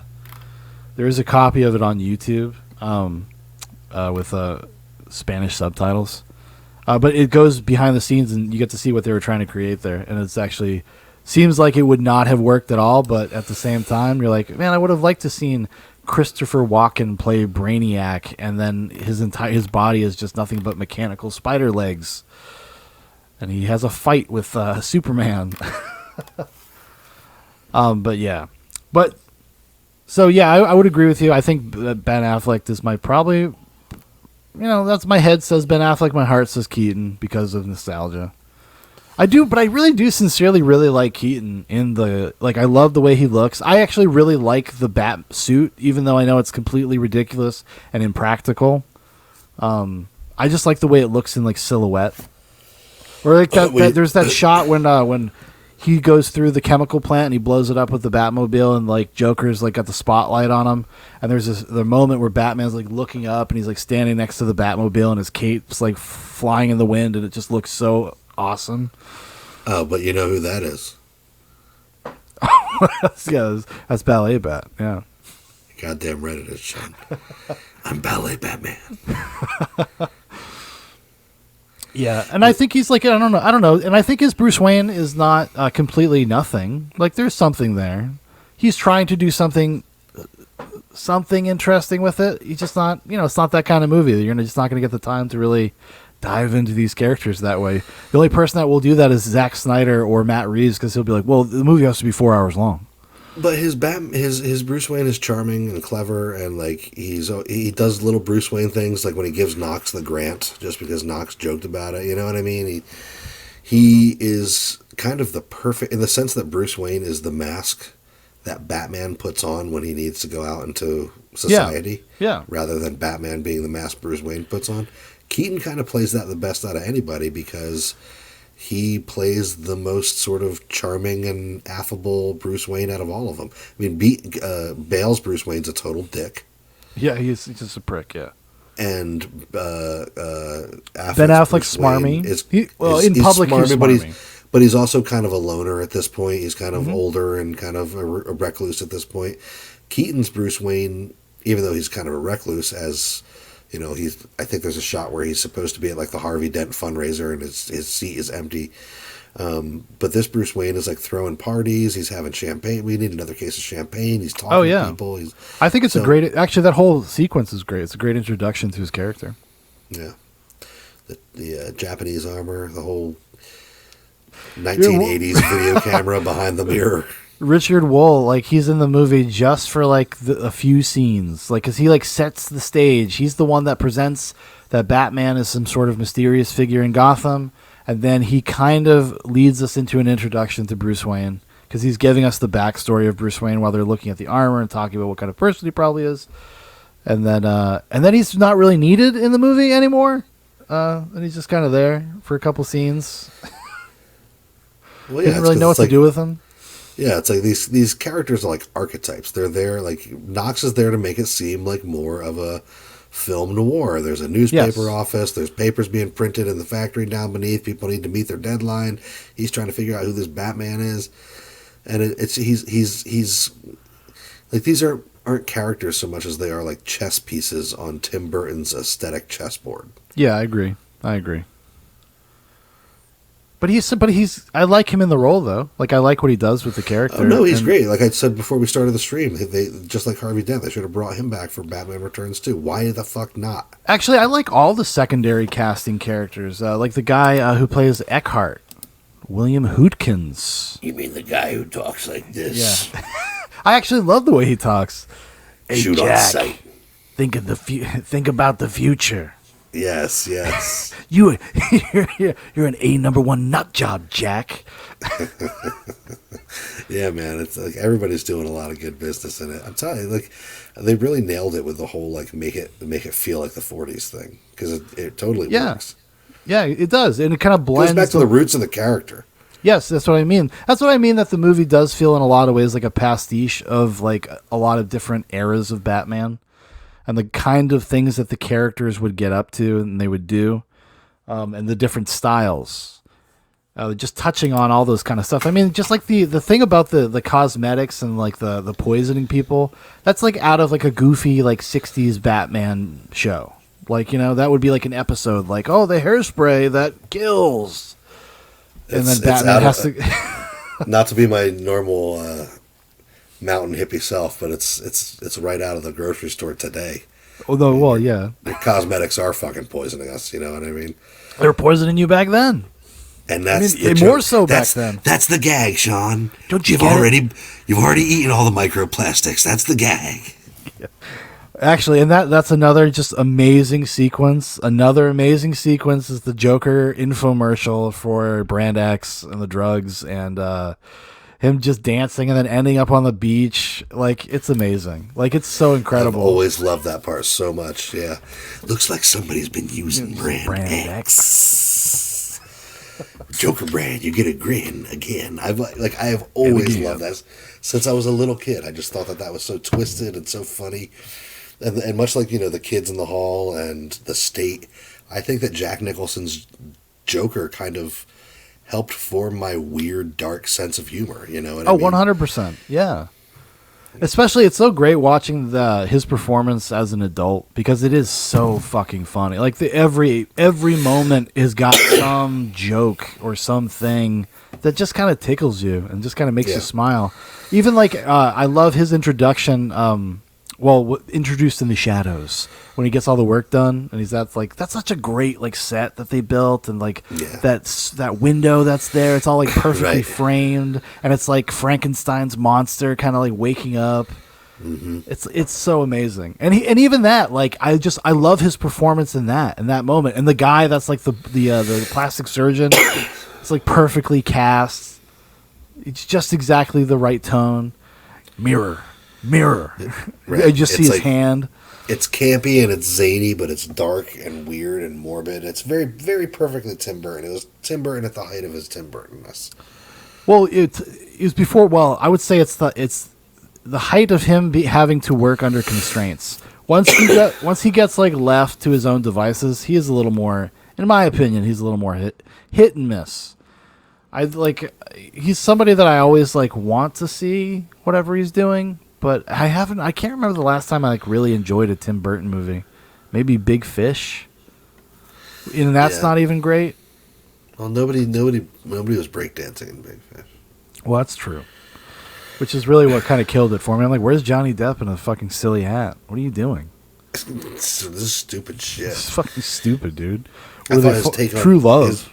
His Shut take up. on Willy Wonka was interesting. It was interesting. But you know, I not was good. No, I was thinking about this. It's because it had to be a fucking kids movie. Like, he should not have been hired to make Willy Wonka or the fucking or the Alice in Wonderland, but he did. And his Willy Wonka movie, like whatever him and Johnny Depp, what they're doing together, belongs in a slightly edgier movie. Right. I don't mean it needs to be like a rated R movie, but it was like it needs to be something that has a little bit more of an edge to it, which actually would be more in line with the book, the Roald Dahl book, which is kind of famously mean-spirited. And they try to kind of put that into that movie, but also make like a bubbly, fun family film. And it's at odds with itself, like the whole time. Like the tonal whiplash in that movie is kind of crazy. No, it doesn't work. I mean, like the blending of the tones in Batman '89 is like perfect. Like it totally is selling spooky, scary, gothic at the same time as being like zany, goofy. Comic. And that could be kind of accidental. I mean, I don't know. I mean, if you look at Beetlejuice, though, it kind of rides a similar line. Yeah, no, I think that it's more overtly comedic, but I don't think that it was accidental. But I do think that it was probably a result, like you said, of Burton being more reined in. Because if you'll notice, the second movie, when he's less reined in, less funny, even though it is there is more goofy stuff than you think in Returns. Oh no, like, it's very goofy. Yeah, like it is much more like Forever than you think it is until you watch it. Well, it's more it's just more like you had said before. It's kinkier. It's a little like pervier. Like the jokes are like pervy kind of jokes. Not to be kind of like not to be a prude or anything, but they are. Like, you know, and the way DeVito plays sexual. Oh, for sure. And the way that DeVito plays the Penguin is to play like a fucking like a fat like sex pest troll guy. Yes, you know? Yeah, exactly. Like he gets pissed off when Catwoman refuses his advances and shit, and it's just kind of weird. It always left me with a bad taste in my mouth when I was a kid. I couldn't appreciate it until I was an adult because it made me feel kind of weird in certain ways. You know what I mean? Like, just like it just kind of off put me in the way that I feel when I'm watching The Walrus by Kevin Smith. Oh my god! Oh yeah. I'm gonna have to bring that up in every episode of Zoobox I'm on with. One of the most disturbing makeups ever. It's like Justin Long in that walrus outfit gives me the creeps like to no end. Well, wait until the sequel and Val Kilmer's in it. It looks even weirder. It looks even weirder, and he really can't talk. He really doesn't have a tongue. And then in the fourth one, they put George Clooney in the walrus, and it's just an absolute joke. It's just doesn't even sell it. He refused to be ugly, so he has to be just handsome. Oh, you know, because I was thinking about like how 89, like it's not like an action-packed movie or anything like that, but it's got like a great pace and it clips along, and I think Nicholson really does a lot for that movie and like lifting it up constantly, because you can have like kind of your more dark, dour exposition scenes, light character stuff with like Bruce Wayne and Vicky Vale and shit, and then we cut to the Joker and he's doing something cool, like, and that is like every 5 minutes they cut to the back to the Joker. In his lair, or you know, this town needs an enema, or do something. He's just doing, or just reading a newspaper with the skyline behind him, like, and he makes that cool too. You know, this town needs an enema is such a fucking beautiful line, dude. But I one of the little touches that I love is how the Joker is always providing his own soundtrack. He's always got the dude with the boombox behind him. Yeah, the boombox guy rules. Yeah. Just as in the scene that you were playing before we started the stream, when you have like the beautiful, you know, classical romantic music playing in the background, and then it almost sells it as part of the score, like the music in the background of the scene. Mm-hmm. The Joker goes over and turns the boombox off, and it like makes the scene fall kind of with a little thud, you know what I mean? Yeah. And all of a sudden, it's silent in the room, and all you can hear is the dialogue and the footsteps of people walking around. Mm-hmm. Bruce Wayne starts getting real close to the Joker, and he delivers the classic "Let's get nuts" line, which it has been repurposed to great aplomb. in Andy Muschietti's The Flash. As I mentioned off screen, and I want to say in the stream, my vision of how that would work is Michael Keaton's Bruce Wayne getting in an altercation with like several thugs, and he is doing good at first, but then he like kind of starts to lose it because he's getting old, and then the last two remaining thugs, who are like huge guys, start pulling out weapons, and then in response, Michael Keaton's Batman pulls out a couple like bat-shaped, like sharp object type, ninja weapons, and like wipes the oil and dust and blood from his face, and then says it. Come on, you want to get nuts? Let's get nuts. And then goes in and brutalizes these dudes for like 2.5 minutes in a like They Live style knockdown drag out, where he like by the end he's just like, you know how you do like finishing moves in Arkham Knight where Batman like takes his time to position his body and then turns the guy's arm this way and then just like casually snaps it over his elbow. You know what I mean? Like, give Michael Keaton a couple of those. If you're gonna have him deliver the line, show the audience what he means by getting fucking nuts. You know what I mean? Not as a cool tag for a trailer, and then you just keep it in the movie awkwardly. Oh, it's gonna be so. But you know what? Whatever, popcorn. We'll see. We'll see. Maybe it'll work. It would have been so much better if it had been delivered in a moment, like almost reminiscent of that fan film where the predators show up and Batman pulls out like the bat shaped like knife things. That would have been a fucking perfect moment to like show Michael Keaton's Batman as like crazier and more unhinged than he's ever been, and drop that line with a little sauce on it. But yeah, like you said, because he says it in the same way that he says the I'm Batman line. You're just gonna have him march up the catwalk in the Batcave. I didn't like that either. It's a meta joke, and it's like it's too winking at the camera. Like, no. Again, you could have had him deliver it like when they're having coffee and he has his long hair still and he's got his beard, and instead of saying it all triumphantly, he says, he asks him, are you really him? And Michael Keaton just goes, yeah, I'm Batman. He just like says it as Bruce Wayne with the long hair. Like, you want to talk about subverting the audience's expectations? Do some cool shit like that. Don't just but the people wouldn't know. People wouldn't know, Dan. People wouldn't know. Then it wouldn't hit as hard in the trailer. It wouldn't look as good on it. Dude, that moment has to look good in IMAX. What are you talking about? You know what this Flash trailer really needs, Dan? Okay? It needs to be recut with Icky Thump from the White Stripes. And then as it gets really dramatic,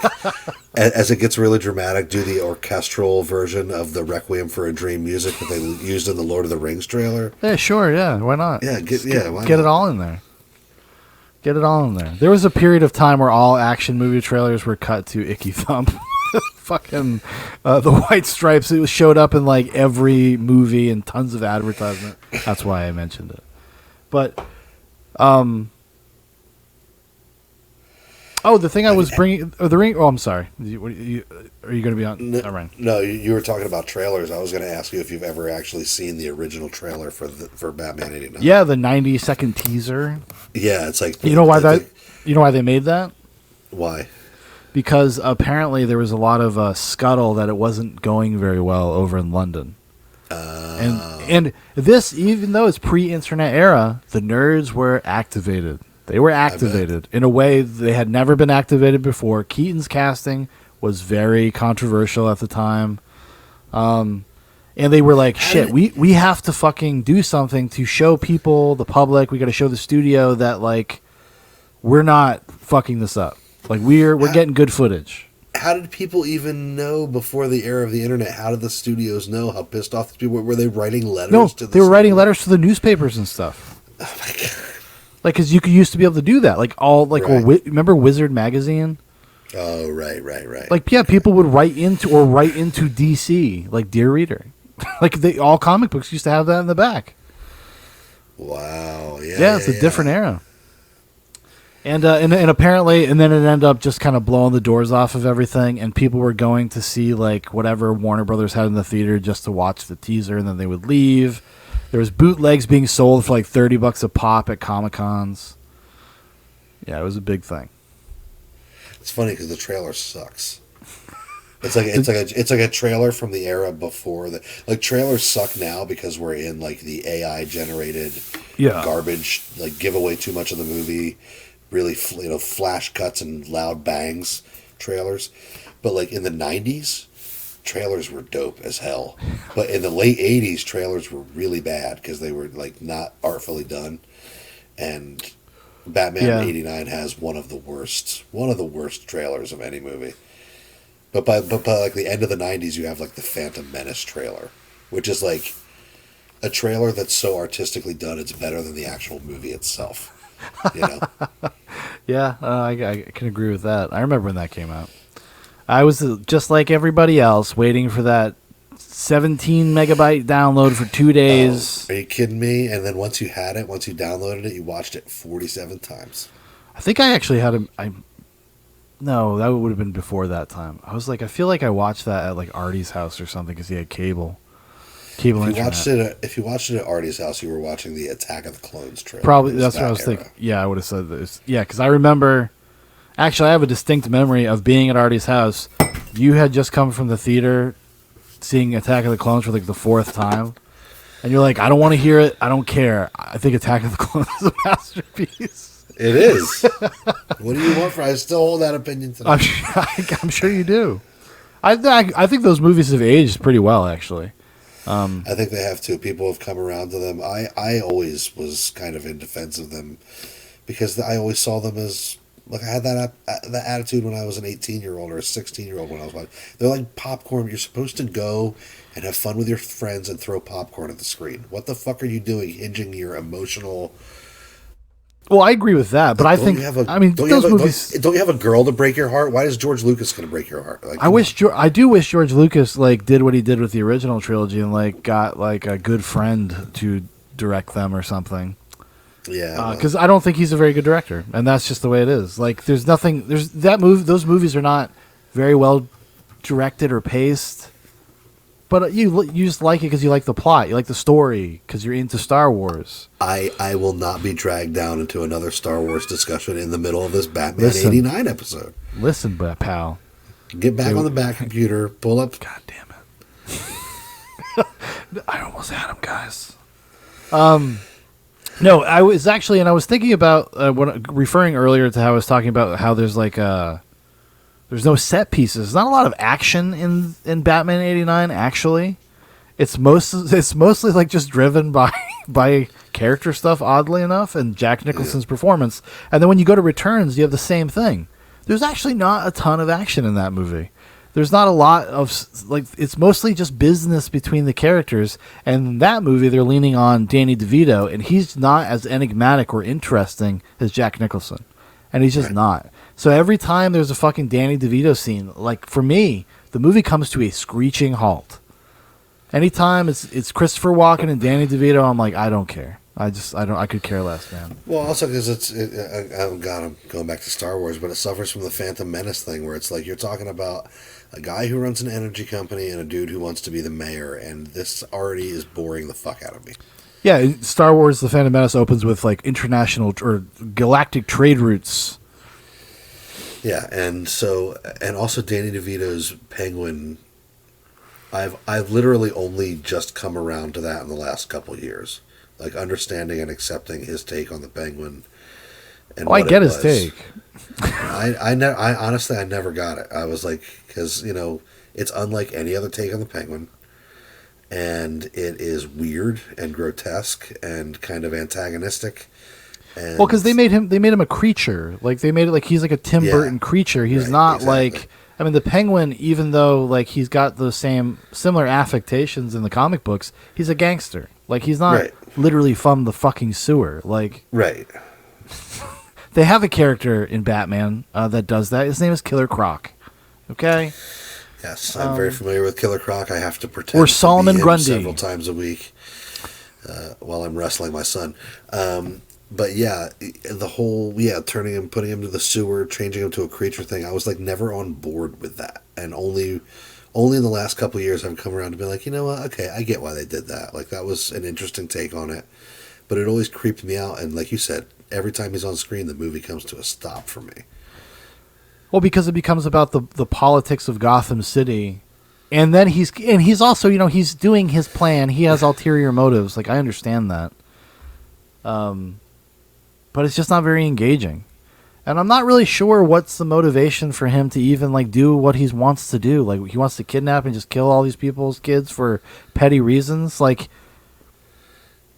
I don't know. It seems over the top, even under the circumstances, in terms of like that's what I thought. Like, when I remember being a kid watching it, thinking that he was gonna like, he wanted to kidnap the kids and make him as like part of his sewer people, Right.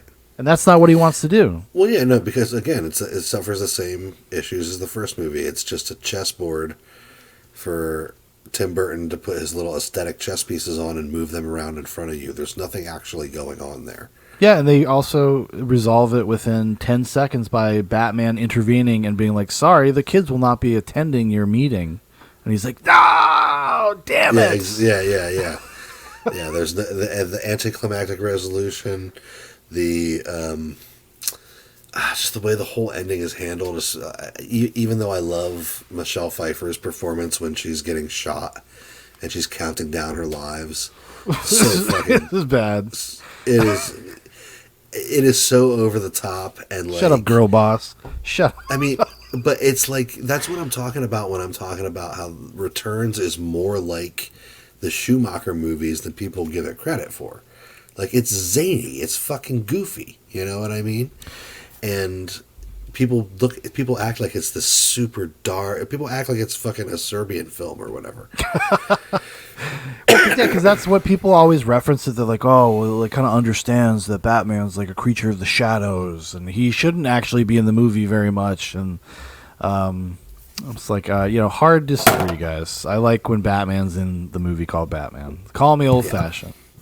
I absolutely love Michelle Pfeiffer's Catwoman. I think she's head and shoulders above any other interpretation of Catwoman. But the rest of Returns, it never took off for me. I mean, it's great. I love to look at it, but it's not a great movie. Yeah, exactly. If you had it like maybe you should watch it with like just the score only. Maybe I'll go do that after I do my silent movie version of Batman '89, rescoring the movie with all of the songs from the Prince soundtrack. It's going to be incredible. I'm going to present it as a silent film. Yeah, as a silent film with just the Prince soundtrack beneath. Yes. That's amazing. Oh yeah. Oh yeah. And like a silent film where there's like there's an orchestra and a pit beneath it. You're not just going to play the Prince soundtrack on vinyl. You're actually going to have a Prince cover band come in and play underneath the theater. Yeah. People are going to have their minds blown. Okay, so we're speaking of love interests. What about Vicky Vale? How do we feel about Vicky Vale? What's her name? Kim Basinger. Vicky Vale. Okay, this is going to sound weird and like not the kind of character from a comic that you would have. Like she's not like the Vicky Vale that I would. As I understand Vicky Vale as a character as an adult, like she's not very Vicky Vale. She should be a vapid reporter. And she is, but she's not like stupid enough. She's not stupid enough to be the Vicky Vale from the comics, but she's also like not smart enough to be the like whip smart girl. Yeah, because she's still required to be the damsel. Right, exactly. So like there's a couple of like there's the scene where Knox asks her why she is so into Batman, and she's like, well, "I just like bats." It's like, what? Nobody smacked the fucking screenwriter that wrote that instead of like all you had to say was like, I know this Batman story is a big story. It's just nobody's ever framed it right, and we can crack it wide open. Like she's a vapid reporter. She only cares about the story. Why would you give her? That would have been cool if they had gone in that direction rather than just make her kind of a generic love interest, and that's like what gives the character of Bruce Wayne a center of gravity. Because their courtship is really like it's just not interesting. It's just like a kind of a stock movie courtship. Yeah, he's mysterious and yeah. It would have been way better if her and Knox. It would have been way better if she starts more manipulative and like her and Knox are trying to get like a story. Exactly. That's what I'm talking about, and have them be report. Like she doesn't come off as a reporter to me. Like if you've ever played the well, she's not a reporter; she's a photographer. Right, I get what you're saying. But in the comic book, she's a reporter. She is in the comic books, yes.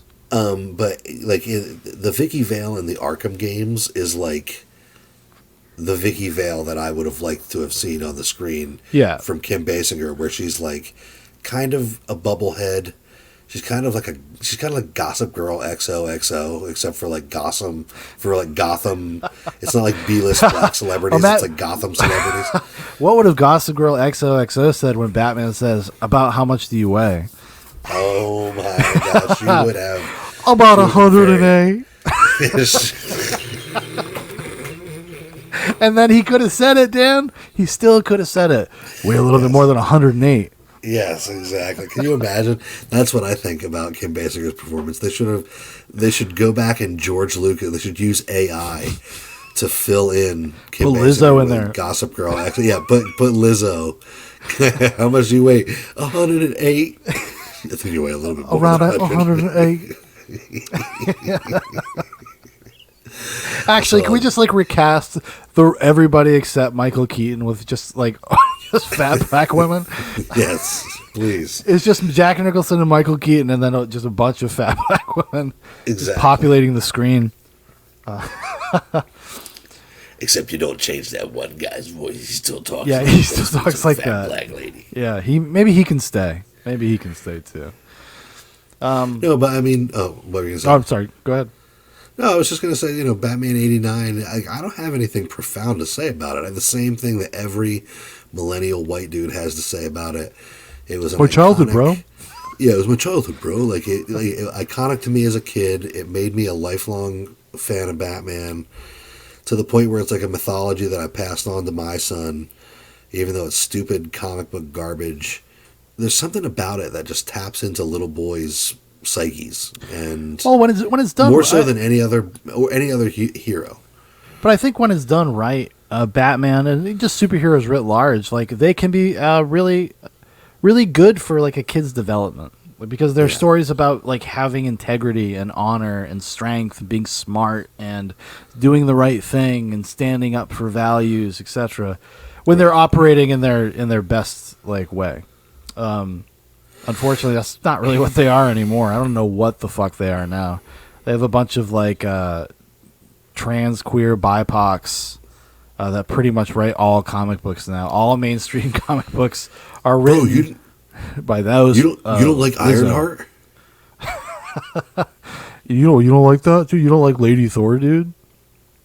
Bro, what's wrong with you? Deadpool is gay, dude. Like he's bisexual, dude. Deadpool's non-binary, bro. Dude, he totally is, dude. And then, of course, Jean Grey was a trans person. Well, that's the myth, is that every woman in Hollywood is actually trans. That hit me so sideways. Oh my god! Because that's, I think, the first spit take. Every single one. Because I just because when you said that, the image of Megan Fox like flashed in my brain because people have been talking about it. Yeah.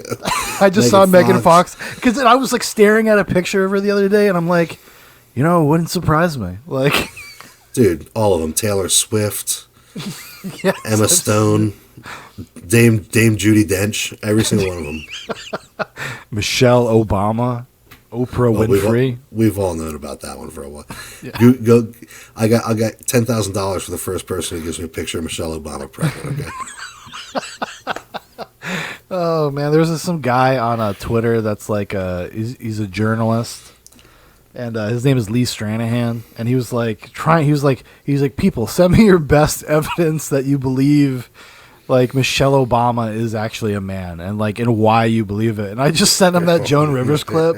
I just sent him that, and then he retweeted me. He's like, "You really believe this?" And I was like, "Yes, I do, Lee." Give me one reason not to believe. Are you calling Joan Rivers a liar? Yeah, why would she say that? Question. And then she died 2 weeks later, dude. I don't think so, buddy. Something doesn't smell right. Yeah, this is exactly why Vicky Vale got out of Gotham. She gave that hard hitting kind of coverage. She'd be dead. Yeah, exactly. She'd be dead. She'd be fucking on the Clinton hit squad list. She'd be killed by the Clinton kill squad. We got that. Oh, you know what? But before I forget about it, you know what other deep influence this movie had on my life? Whenever you're driving in the autumn and there's leaves on the road, yes, you drive a little my extra God. fast so you can whip up leaves behind and then you. you hear the music playing. Exactly. That heavenly, orchestrated, actually, we didn't talk about the score. Danny Elfman's score is great in this movie. Oh my God. It's taken so for I granted. can't believe we didn't take. Yeah, exactly. That's why we kind of forgot about it. We literally talked about every Prince on the album. We didn't talk about Danny Elfman.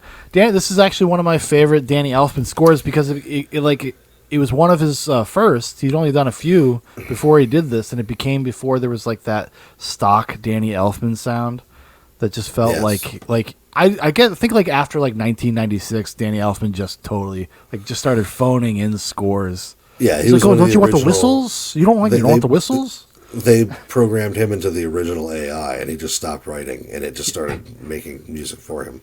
But when I was a kid, I was one of those weird kids who bought not just soundtracks but film scores. Mm-hmm. And among the film scores that I owned, which included the ID4 Independence Day film score, okay, Oh, shit. I also had the Batman '89 film score, and when I was a little kid, I used to listen to it and write. You know, and it's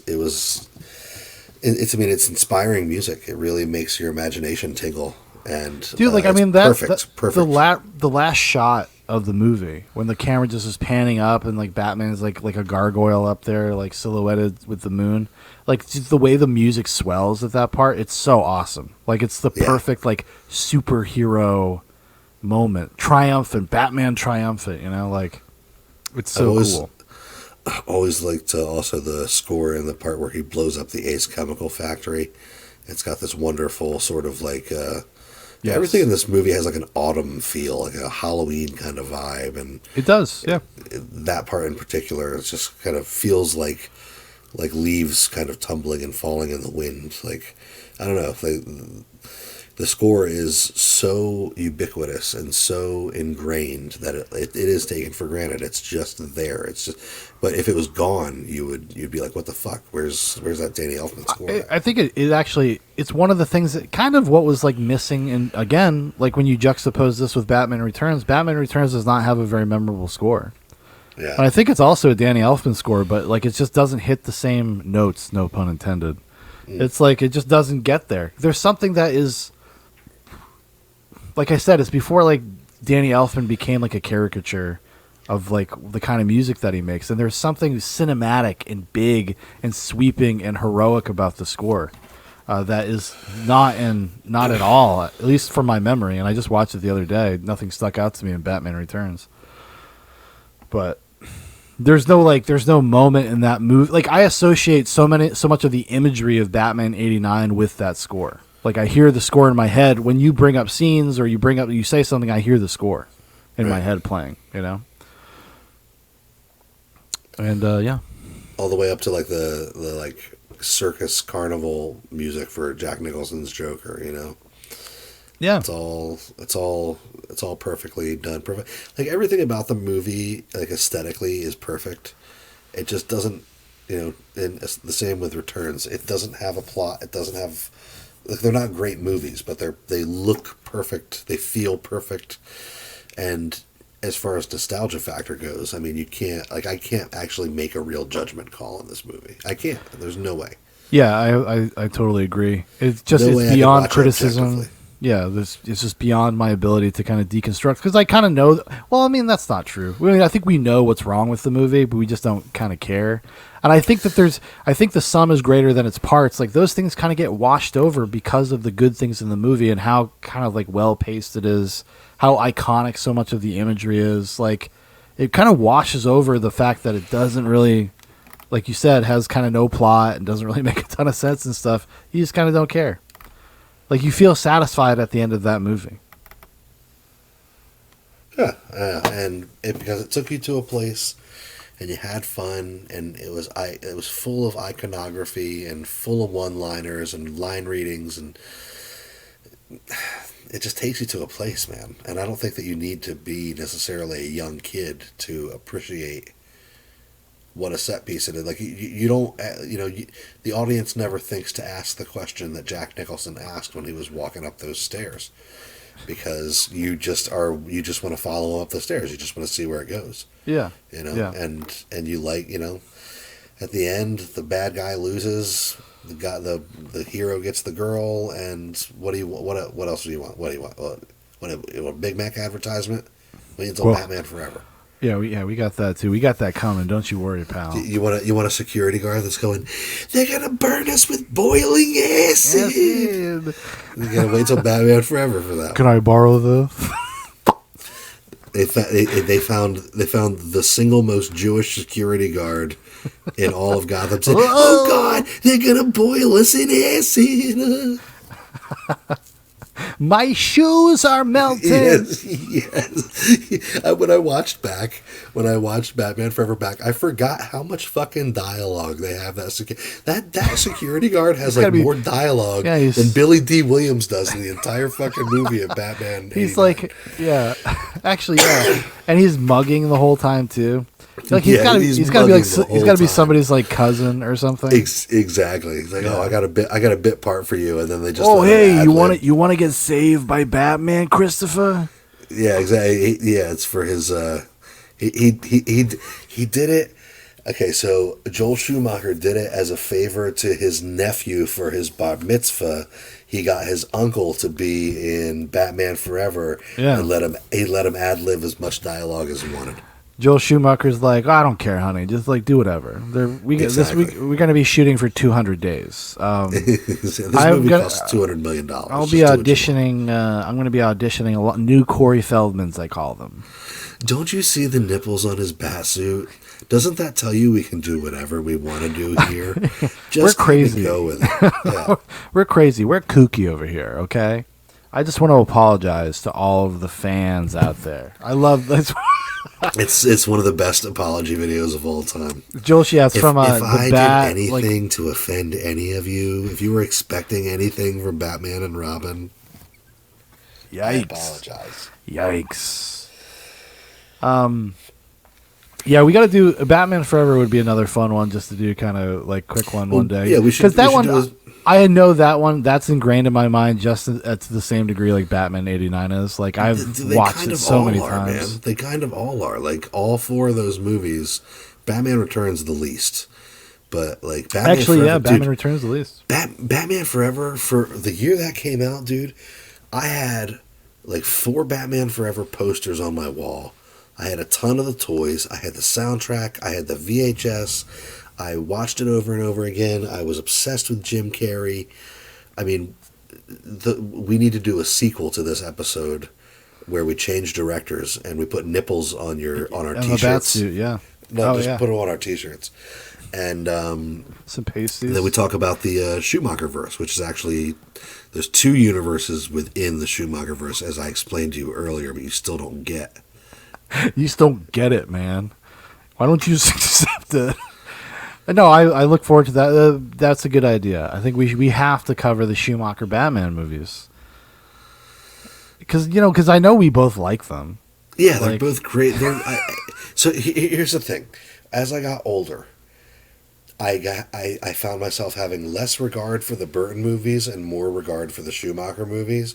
So now I kind of hold them all in just the same regard. You know what I mean?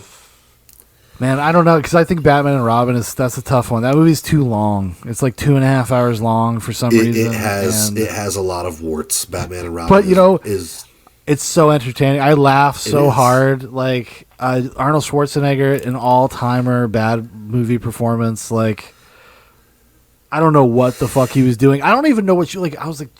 I mean, I guess when that's the material he's given to work with, dude, I don't know. All of his henchmen are like Eskimos with hockey sticks, dude. Bro, and he's making them sing the song from the Christmas movies because wintertime. Wintertime, because wintertime. Sean, hello. Did I need to spell that out for you? Hello, dude. He's wearing a robe. In some ways, I will say, Batman Forever is the perfect Batman movie. It's got the balance. It balances like both kind of what Burton was doing and then what Schumacher did with Batman and Robin. If they had, Okay, if they had kept Billy D. Williams as Two-Face and allowed Schumacher that'd be to so sort cool. of service his own vision and make it a little bit darker, it probably would have been perfect.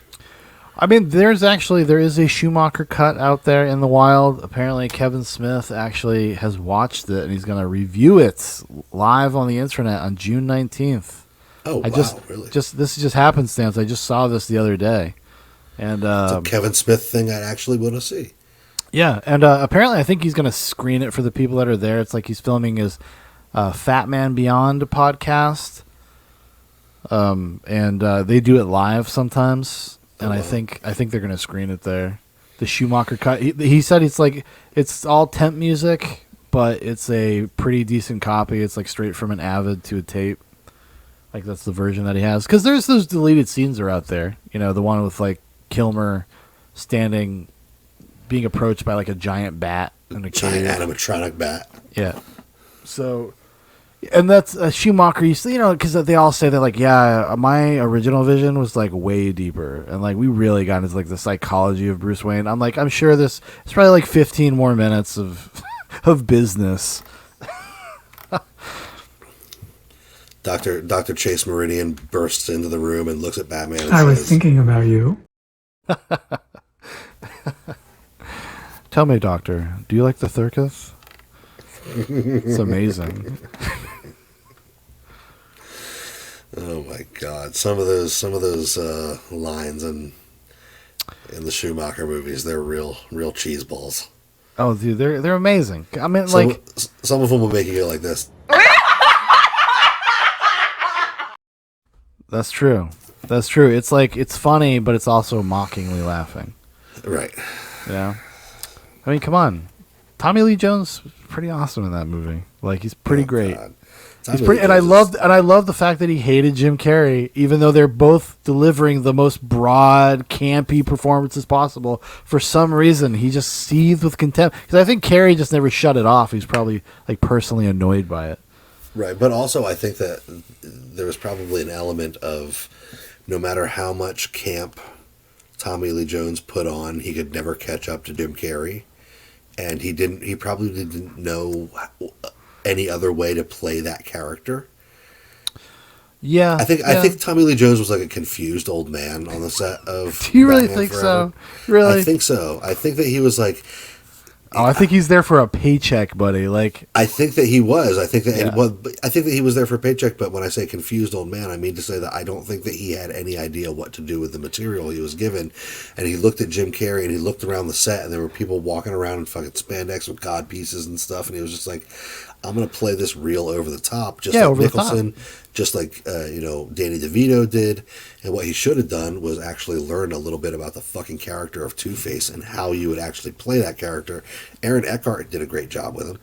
There are a couple of parts in The Dark Knight where Aaron Eckhart, like, for me, is like off the page Two-Face. Like, yeah, 100%. When he's at the bar and he slams his fist down and says, "Shut up." You know what I mean? Like that, the way he says "shut up," like that's the way I hear Two-Face's voice in my head when I'm reading the comic. And then he's just the way he like spins the coin. He's like, that's really funny because I don't know what's gonna happen to you either. He's like totally unhinged and like out of his mind at that point. Like I really liked how Aaron Eckhart played him because he played him unhinged but also subdued, like a simmering anger, like a bubbling under the surface anger. Yeah, like he's a volcano that's about to blow at any time. Right. As soon as he flips that coin and it comes up the dark side of the coin, that fucking volcano blows. But Tommy Lee Jones was just like, Jim Carrey's gonna fucking steal every scene, so I'll just like be zanier. Well, maybe that'll help. I'll try spinning. That's a good trick. I thought it worked. It worked for me. I've always really enjoyed him in that movie. I have always too, and it worked for me, especially when I was 11. But as an adult, I can see Tommy Lee Jones like chasing Jim Carrey around the set, trying to keep up with him. Yeah, I can see that. I can see that. I mean, Jim Carrey stole the movie from him too, so he's probably even more irritated. Right, and Jim Carrey stole that movie from everybody, but nobody else gave it. Like Val Kilmer was just like waiting for the last day of filming so he could get the fuck out of there. Yeah, so he can go back to the desert. Yeah, Chris O'Donnell was just like, this is going to be my big break. Look how that turned out. Dude, I'm Robin, guys. I'm fucking Rob, dude. I'm like, no, I'm like a cool Robin, guys. Yeah, like, no, I'm not. I don't. What's that stand for? Stands for Robin. Because I like tweet around like a little robin bird.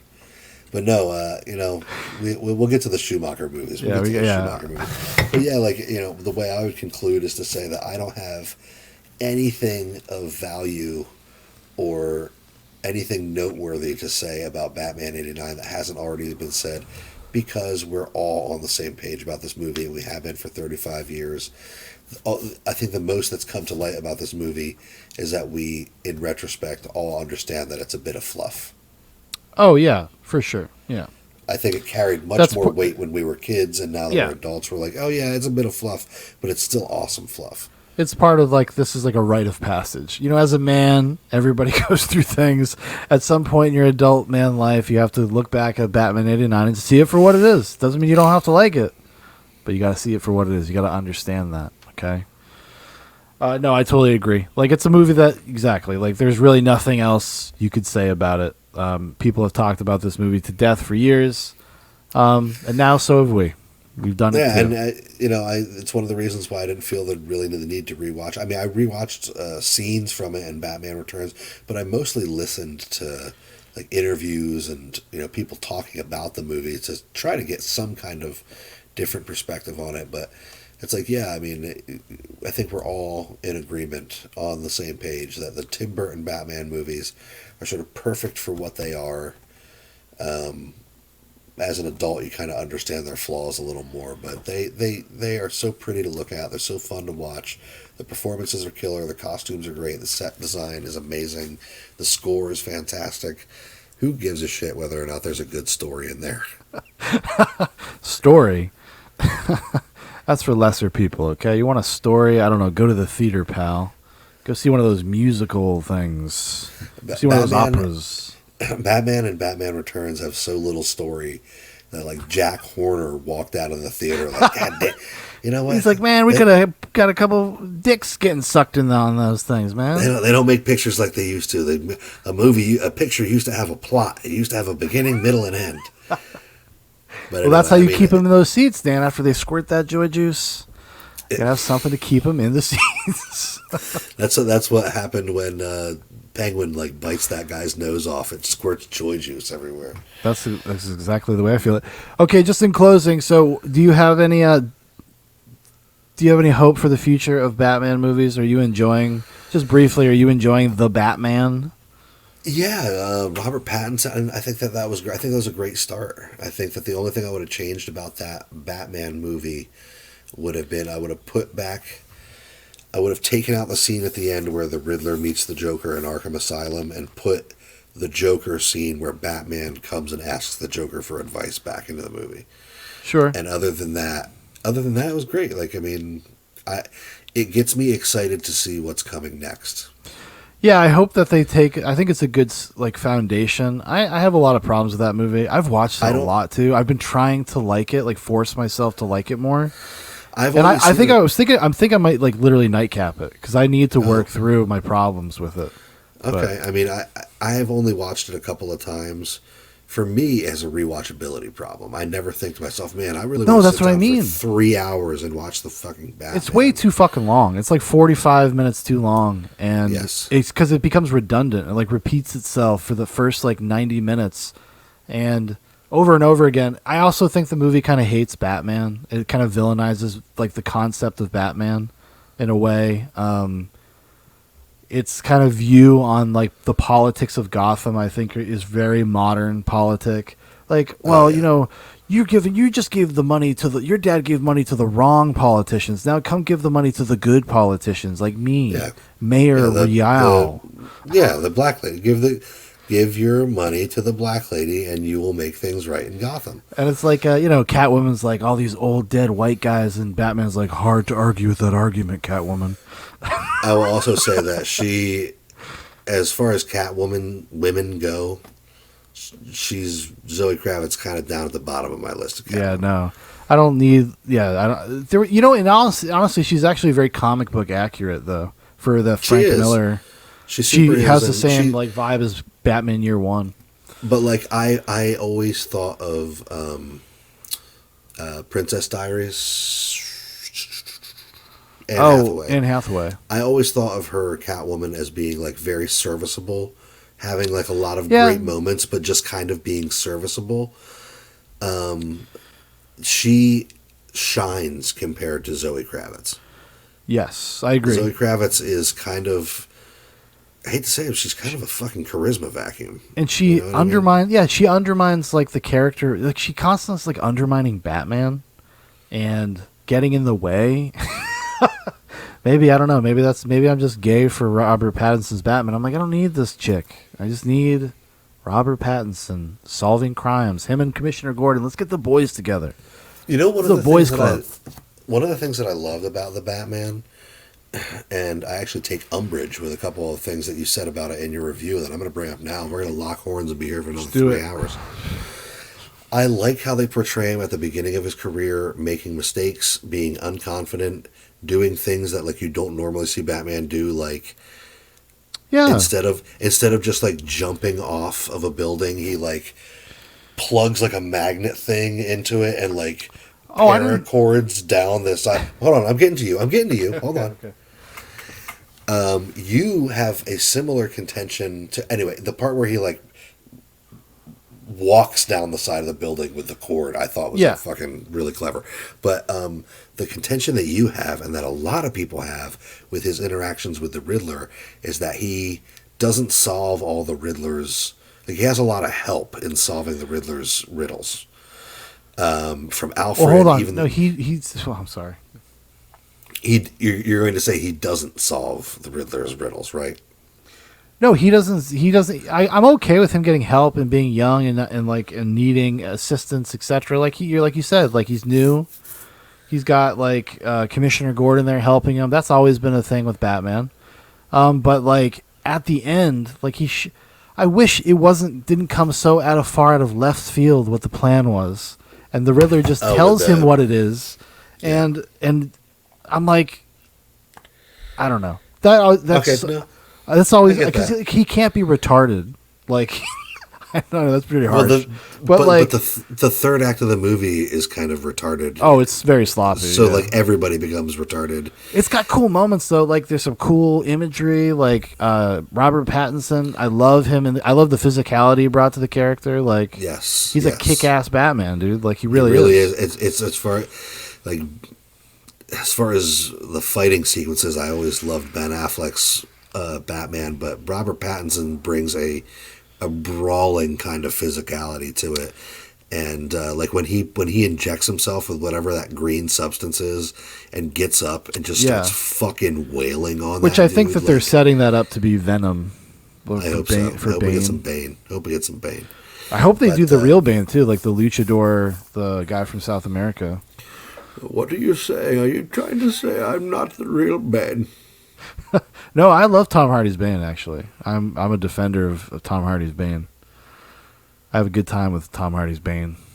We're hanging out. Yeah. But yeah, I mean, I am excited to see where the Batman universe goes. I like Robert Pattinson as Batman. I like the universe they've created. The first movie's a little long, but it's also lumbering. It's pretty great. I think there's enjoyed it a lot. there's so much good stuff in it that it frustrates me that it's like there is kind of like a ham-fistedness to it that like Yes. I really disappoints me because there is so much good with it. It nails like the aesthetic in a way that no Batman movie has ever nailed. It kind of gets the characters in terms of like the crime characters in a way that no Batman movie has really ever nailed. I mean, I think his performance, I like Colin Farrell's the Penguin. It is a little there is something about it that I think is a little off, but I'm still on board. But like that's the perfect way to present the Penguin. Like that's they fucking nailed it. And I'm looking forward to seeing. I'm actually looking forward to that show, whatever they're doing, the Penguin. Yeah, I think it's going to be a forward good to it. universe. I enjoy what they're doing with it. That and they're going to have two Batman universes going because there's Batman Brave and the Bold is also being made. That's like the James Gunn Right. in the James Gunn verse. And then there's going to be the Batman. So we'll see. It'll be interesting, but I always take comic book movies with a grain of salt and a bucket of popcorn, and I don't harsh on them too much because it's like, what the fuck is there to even criticize? Oh yeah, bro. Well, have you seen Thor: Love and Thunder? Okay, let me tell you about. Have you even played Injustice 2 on PlayStation? What the hell is the problem? What's your problem, dude? It's a fucking great game, dude. It's got a great storyline. I love playing the fucking story. It's cool. I still have a cozy daytime stream where I'm going to review Injustice for Zoobox. Oh, there you go. Yeah. Have you watched? There's an animated movie. I haven't watched the animated movie, but I have listened to. There are guys who like do the lore videos. Yeah, I guess they're lore videos, but they like reenact, like entire comic book storylines with do voices. Oh, and stuff. yeah. I've listened to a couple of those for Injustice, and I played halfway through Injustice 2, so I think I know enough about it to actually make an entire Zoobox video about it. Well, I know that Superman's gone bad. Okay, he's gone crazy. Did Lois Lane die? Spoiler alert. Yeah, spoiler alert. Zack Snyder was going to be stealing that until they fucking stopped him. But it's like everybody in Injustice dies and then comes back to life in some way, except Lois Lane. You can't get her back for some reason. But everybody else, Harley Quinn, Jason Todd, Dick Grayson, like literally everybody dies and comes back, but you can't, for some reason, can't get that Lois Lane back. I don't know. Maybe if she was a better fighter and you could have been featured in the game, then she would be back. That would have been awesome. I downloaded the Ninja Turtles downloaded pack, and I fight as the Ninja Turtles in Injustice 2. I like it. But anyway, they're doing their thing. They're fighting the good fight. They're on the right side of history, as far as I'm concerned. With these fucking soups, nobody likes them. All right, everybody. MLK, Jesse Jackson, right side of history. Right side of history, brother. Wakanda forever. Have a good night. That's it for the show, everybody. Thank you, Dan, for coming and talking some Batman. We had a very wide, expansive conversation. We touched on almost every film iteration of Batman, except probably the Adam West one, I guess. Yeah. It's really the only one we didn't talk about. Careened down the highway like Batman chasing the Penguin on a rainy night, which is an amazing sequence. One of my favorite car chase sequences of all time. When Batman hydroplanes. Dude. Yes, it's awesome. It's so scary. It's like, oh my God, stop the car. And you feel a sense of weight in motion. Yeah, the practical effects. Again, like I'm saying, that's what I mean. Like there's so much that is great in that movie. And to have it kind of in something that's not like, just feels like it needed a couple more passes in like post-production or something. Like get something together with the edit. Give it like a little bit more of a kinetic energy or something. Cut a half hour out of that movie. There's probably a fan edit. There's probably a fan edit out there that I could watch that's like a half hour shorter that might. You said give it some kinetic energy. I think you probably should have given it some more toyetic energy. Well, that's true. Speaking have of you seen the toy lines for the Batman? Look at it. It's pretty bad. Not good. We gotta get Schumacher. We gotta bring him back. Well, I don't know, guys. That doesn't look like it could be a toy. So maybe you should like reconsider. No nips. Where am I supposed to put the clamps? No, you don't understand. They're like Greek statues. These guys, these superhero guys. They're like gods. Like the pantheon of gods. You know those, right? And these are like Greek statues. I don't know what you're talking about. To God. Anyway, we're done. Do you come? You will. And this is where the whole thing goes topsy-turvy. Good night, everybody. Good night, Dan.